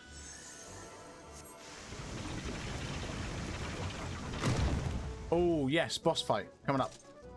I imagine there's going to be one more set of enemies and then it's boss fight. Yeah. Maybe. Maybe not. Straight into boss. Okay. Interesting. Let's go.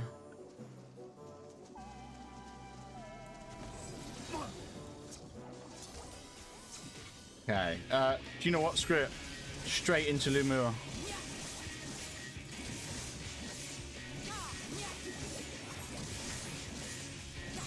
Okay. Right. What is that? Just the beginning. Cool.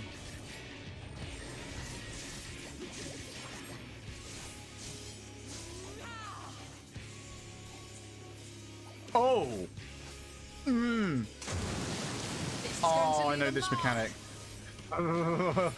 Not a fan of this mechanic. Oh no. I mean, the upside is that it's only...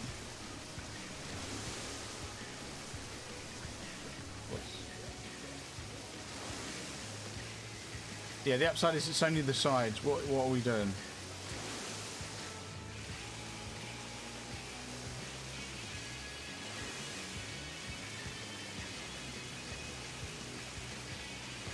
Are they? Oh god, hey, whoa, okay, what in the world? This is going to leave a mark.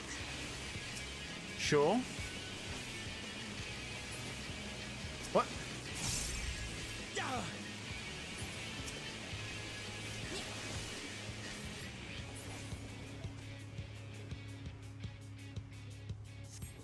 Okay, sure, okay. I have no idea what caused that. I wasn't really paying too much attention. Oh, well, it's a good thing we jumped on. Okay. Figure out a way up there. You got it.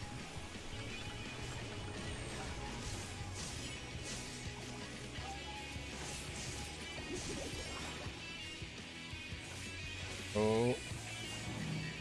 Oh, God. Oh, God. This is going to leave a mark.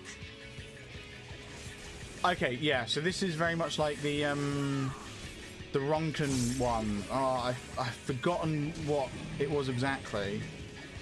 Okay, I'm guessing I want to avoid whatever that is. Sure. Please don't disappear while I'm doing this.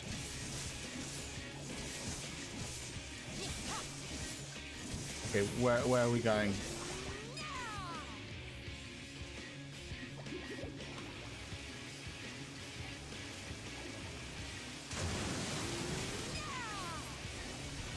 Right, please let me do all these attacks.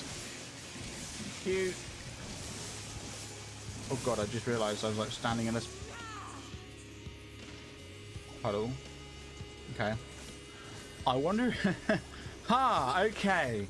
I wonder if there's any connection between that and the cloud thing, because I'm pretty sure. Oh shoot! Oh shoot! pretty sure those puddles skills were around when the cloud popped up, which it doesn't seem to be that we need to worry about it anymore, because, I mean, I will not hold back. Nixie's dead.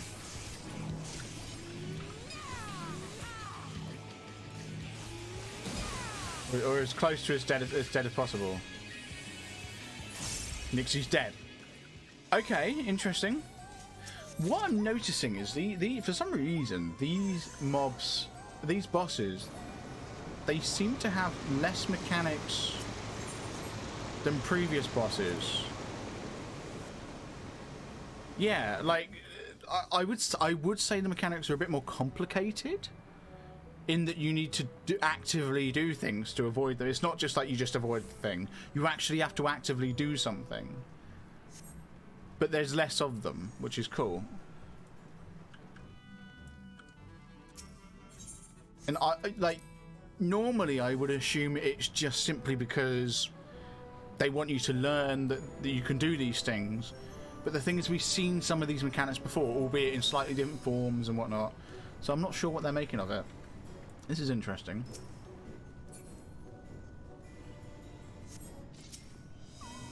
Oh, this is cool. I like this place. Are we still inside Matoya's old house? If so, it's a weird house. Was it her house?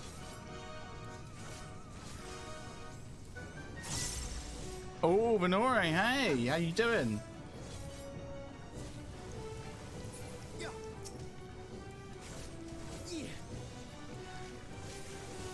How are things? What job would you get me playing, by the way? Just out of curiosity.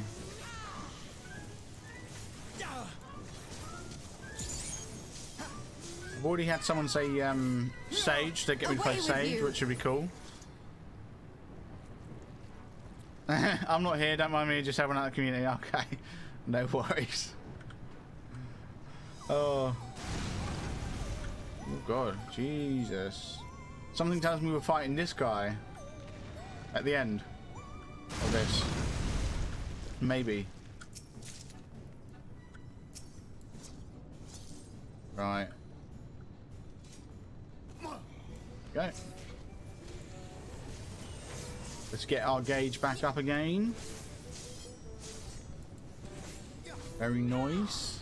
But also, I love Dark Knight and Red Mage the most, but Dark Knight got boned this expansion compared to the other tanks. Really? Really? Really?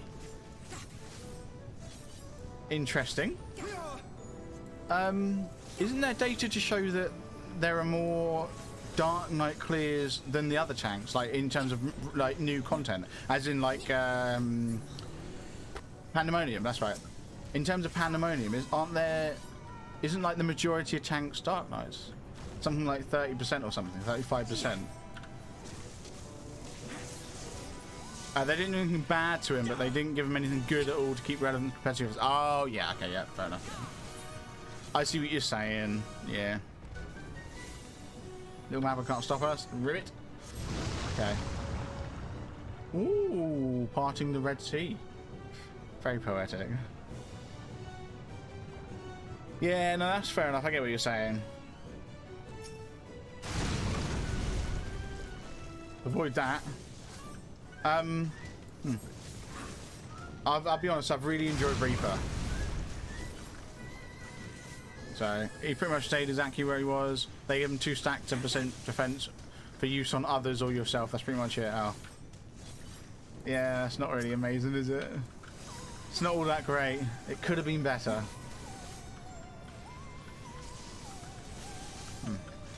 Interesting. Wonder what enemy that was. Very disappointing when Moria got hella heals added to. Yeah, yeah. Well, I have heard that like Warrior is basically 100% a solo class now. So I've heard, at least. Oh, I should really be using this because I want to make sure I actually have. I didn't want to do that. That's my bad.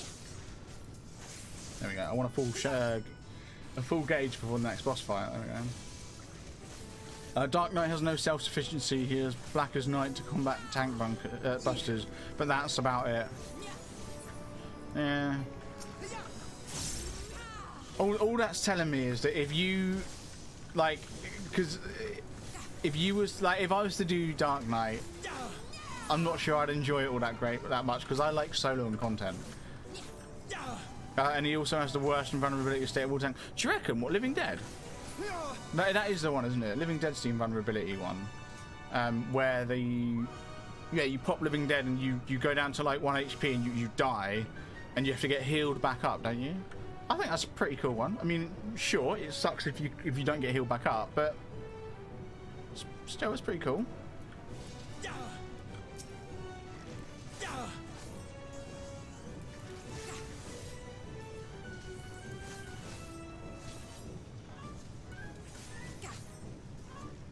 But yeah, I do wonder when we're going to hit that community goal. I'll be honest. I know LP is contributing to it well, every time I stream, LP contributes 2k. I think he's done like 37k in total now. You know, and he doesn't even play the game. He like has no idea what he would suggest. Mr. Strange Guides contributed the other day. Said he would get me to do Sage if he had if he was to pick a class for me to do it, it'd be Sage. I think what I'm going to do is it's not a matter of if, it's a matter of once, because I'm constantly extending it, because I want to have it be completed, so I'll extend it until it gets completed. I've already decided that. But I think what I'm going to do is once the goal is reached, I'll do like a poll. You know, like it'll be like a week-long poll or something, like 2 weeks long, so it gives people a chance to actually vote. And it'll just, yeah, basically, we'll just see what people want me to play. It has a longer cooldown than Warrior, if I recall correctly, but Dark Knight has the bonus of having to be healed back to full without any self-healing outside of his mediocre AoE leech from one ability. If any of the tanks could handle that, it would have been Paladin or Warrior with all the heals they have. Instead, the tank without any self-heals gets that detriment with no way to combat it. Theme-wise, it makes sense and it's cool, but they didn't put things into his kit to make it balanced gameplay-wise. Yeah. Okay, I get what you're saying. I understand what you're saying. That makes sense, what you're saying. Okay. It does, though, mean that I would really probably not enjoy it. Oh, here we go. Boss fight? I thought this would be boss fight. Do we jump into it? Oh, here we go. Are we traversing? Sure. Okay. Let's see. Let's see what we got.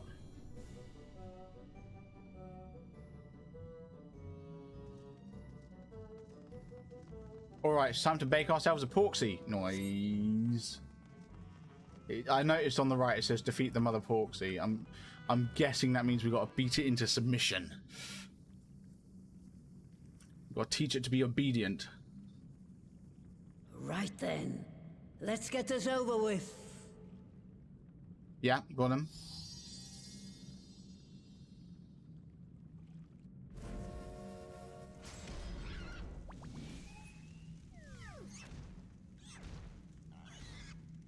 Newborns are wont to be difficult. Sure, who's in charge? Yeah, we got to make it obedient. Don't get me wrong, his burst DPS is super fun and his AoE damage is just great, and I love Blackest Knight so much to combat tank busters or big incoming damage from AoE pools, but the rest of his kit is rather lackluster overall. I'm going to be honest, Gunbreaker is one that I'm actually really tempted to give a go. You know? I really enjoyed it in Shadowbringers when you play as Thancred to fight Ranjit. I actually really enjoyed that fight. I'm going to be honest, I was never really a big fan of playing as the other characters. I didn't really enjoy Alphino. I didn't really enjoy playing as Heian.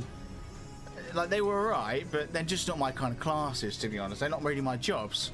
But playing as a Gunbreaker or Thancred, I really enjoyed it. I thought it was really great. And it got me thinking, like, that's probably what the purpose of that sort of scenario is that it's there so that you can, oh god, avoid that. I think those scenarios happen to show you, give you a glimpse of the class, of the job, and I think it's really clever. Oh, this makes me nervous.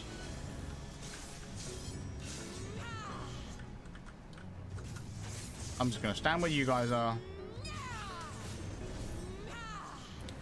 Okay. I will not hold back. Oh, do you know, I literally, wow, okay, I just realised that there was an attack happening there. Okay.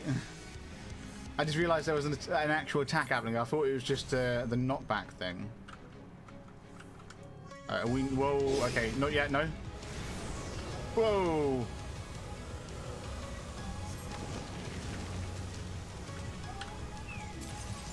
Hey, okay. Okay. Uh-oh. Whoa. Uh-oh. I am in a bit of a situation here.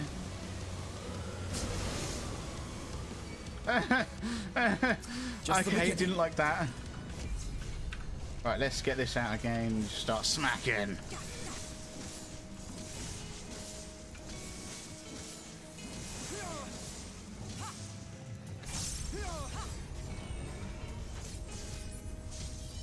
Oh.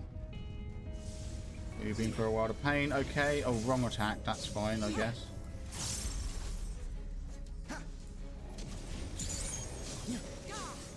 You are basically dead. Noise. Avoid the explosion. Oh, okay, can't avoid the explosion. Whoa. Okay. That's cool. I like that. That's a really cool mechanic. I will not hold back. I really like that. That was sick.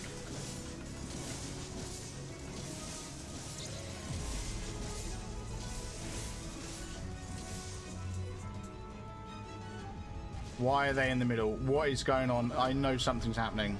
Oh, maybe not. I think I'm alright. Right, we're 50% of the way through.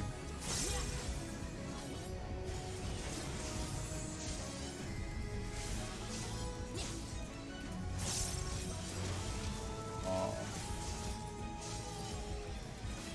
What's tenderloin? Okay, AoE. We are all good. So that's the only thing I haven't touched, but not only because it's not my style. I've heard, oh, Tenderloin's another AoE, we're all good with that. I've heard they're quite good, but a rather interestingly complex playstyle that's different from the other tanks. Purely word of mouth though, so a grain of salt and all that. Fair enough. I don't know, I just genuinely, I really enjoyed it. I also, I'll be honest, I did quite enjoy, right, okay. Yeah, I did quite enjoy Warrior. Yeah, Warrior. Marauder. Whatever, yeah, whatever Marauder becomes. That's what I started with. That was one of my first classes. And I did really enjoy that, to be honest. So I'm going to be honest, Paladin's another one as well that I really am keen on trying. Ow. I'm kind of just bashing this guy now. Whoa, whoa, whoa, whoa, whoa. Okay. I was going to say, what is mincemeat? Do I need to run? But no, we killed it. It's all good. That was an easy dungeon. I'm going to be honest. That was actually really easy, comparatively speaking. Probably one of the easiest of Shadowbringers, if memory serves. Interesting, though. Warrior's cool, and I enjoy his playstyle, but I like Sword too much to stick with him. But he's extremely busted at the moment. Yeah, I know. It's part of that whole bustedness. I'm kind of tempted to go back and level it. But at the same time, I don't really like the one. I'm going to be honest. The one thing that's holding me off from going to getting Gunbreaker right this second is the fact that it's a tank. It's the only reason I'm hesitating. It's because I'm not a massive fan of playing as tank. I don't like playing as healers. I really hate playing a healer. I don't like the responsibility of making sure the party's alive. It's too much for me. Tanks, I don't mind. I never know if too much is like I never know if I'm pulling too much. Was there a Oh no, there's no end dungeon thing. Oh well. Yeah, I never know if I'm pulling too much. Again, the responsibility thing. I don't like being. I like to relax when I'm playing the game. I don't like feeling like everything's on my shoulder. So, but that's the main reason. If I'm tanking a run, I do a healer check with the first pull. That, I'll be honest, that is a good shout. That's a good way of testing it.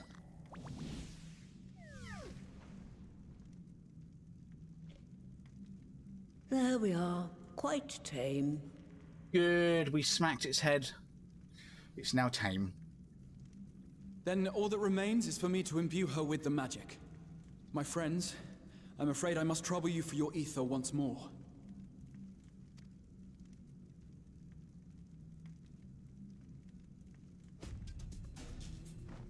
Yeah, I think I've been in a couple of dungeons before where the tank's done a healer check. Where they'll, like, the very first pull, they'll just pull everything in the room. Like, you know, like 10 enemies or whatever. To see how much can be healed. And then, obviously, if we all wipe, then they dial it back. If, however, we also, like, you know, the healer's able to keep up, they do tend to pull a lot throughout the rest of the dungeon. But I've noticed it's always that first pull where they pull the most, you know?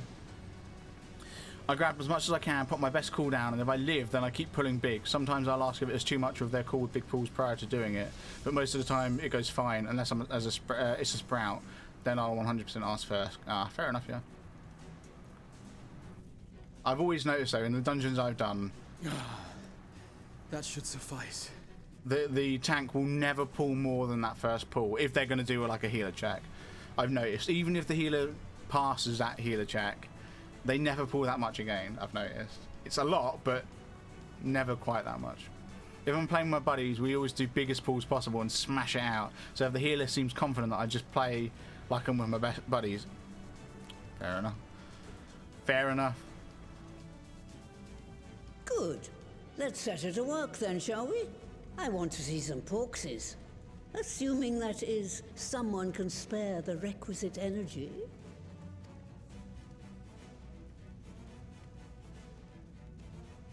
A mere drop in the ocean for the great sorceress Matoya, I dare say. You can tell where Stola gets her sense of humor from. Oh, it's great.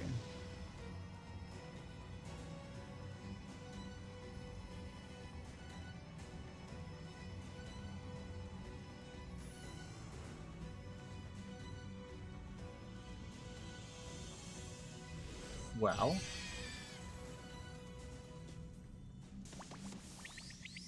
holy crap! That giant porksy just sneezed out 3 smaller Excellent. porksies. Our very own litter of Angelos. Also, are they calling them porksies? I thought their species had different names across the worlds. Like in the first air porksies, are they porksy over here? And we can make as many more as we want, simply by providing the mother porksy with additional ether. Nice.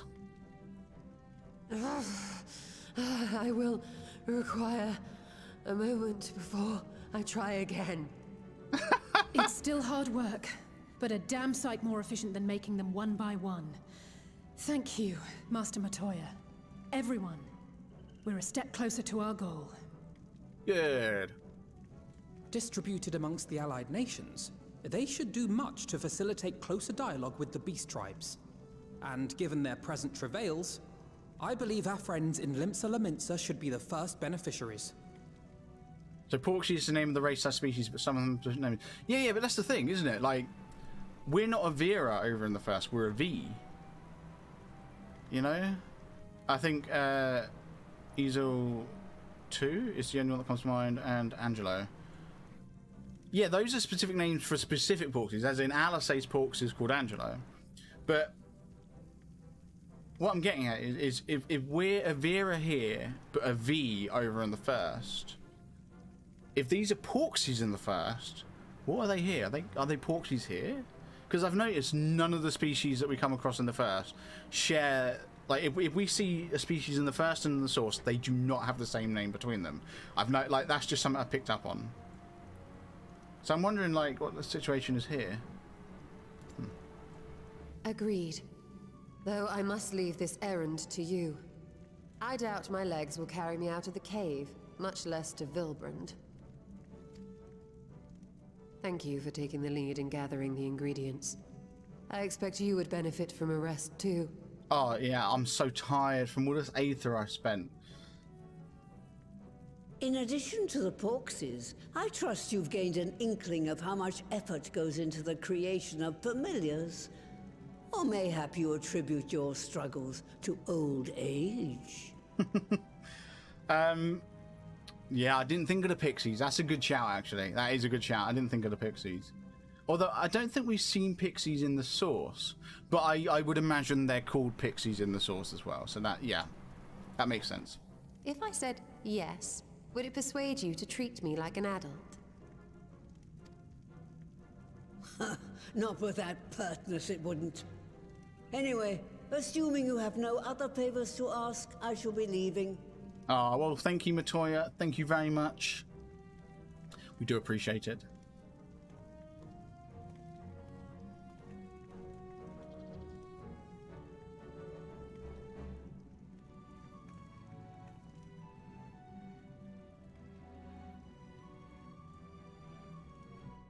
There we go. Hey, Alfie. Lest you wonder, Master Matoya has returned to her cave with the Stola. There's peas in a pod, are they not? They are, actually. Thank you, Alfie. Cutscene, or you let me go free? You may now enter. Yeah, I know. I can do discussion. Awesome, I'm free. So let's pull up the. No, that's the one. No, go away. Oh my god, my quest tracker is like really glitching out right now. Okay, there we go. Any day now. There we go. Right. Quest tracker's playing up. Right, we are 14 quests from completing Shadowbringers, but this is actually where I'm going to call it because it is getting late. I unfortunately do need to be up early tomorrow. It may not be for work, but it is for reasons. I do have something I need to attend to. But yes, that is, like I said, where I'm going to call it for tonight. I think I am going to be live tomorrow, though, because I'm not working tomorrow. I do, however, have something else happening throughout the day. But where I'm not working tomorrow, I think I will do a stream. It's going to be unusual because I don't do streams on Tuesdays, but I'll be streaming tomorrow. Hopefully completing 5.4. Hopefully. That will put us at 11 out of 19... 10 out of 19, rather. 6, 7, 8, 9, 10. Yeah, so we'll be on the 11th quest, which will then mean we've got 8 quests left. Somewhere like that. We'll see. But yes, thank you for watching. I do appreciate it. I'll be live again tomorrow from 7 PM UK time.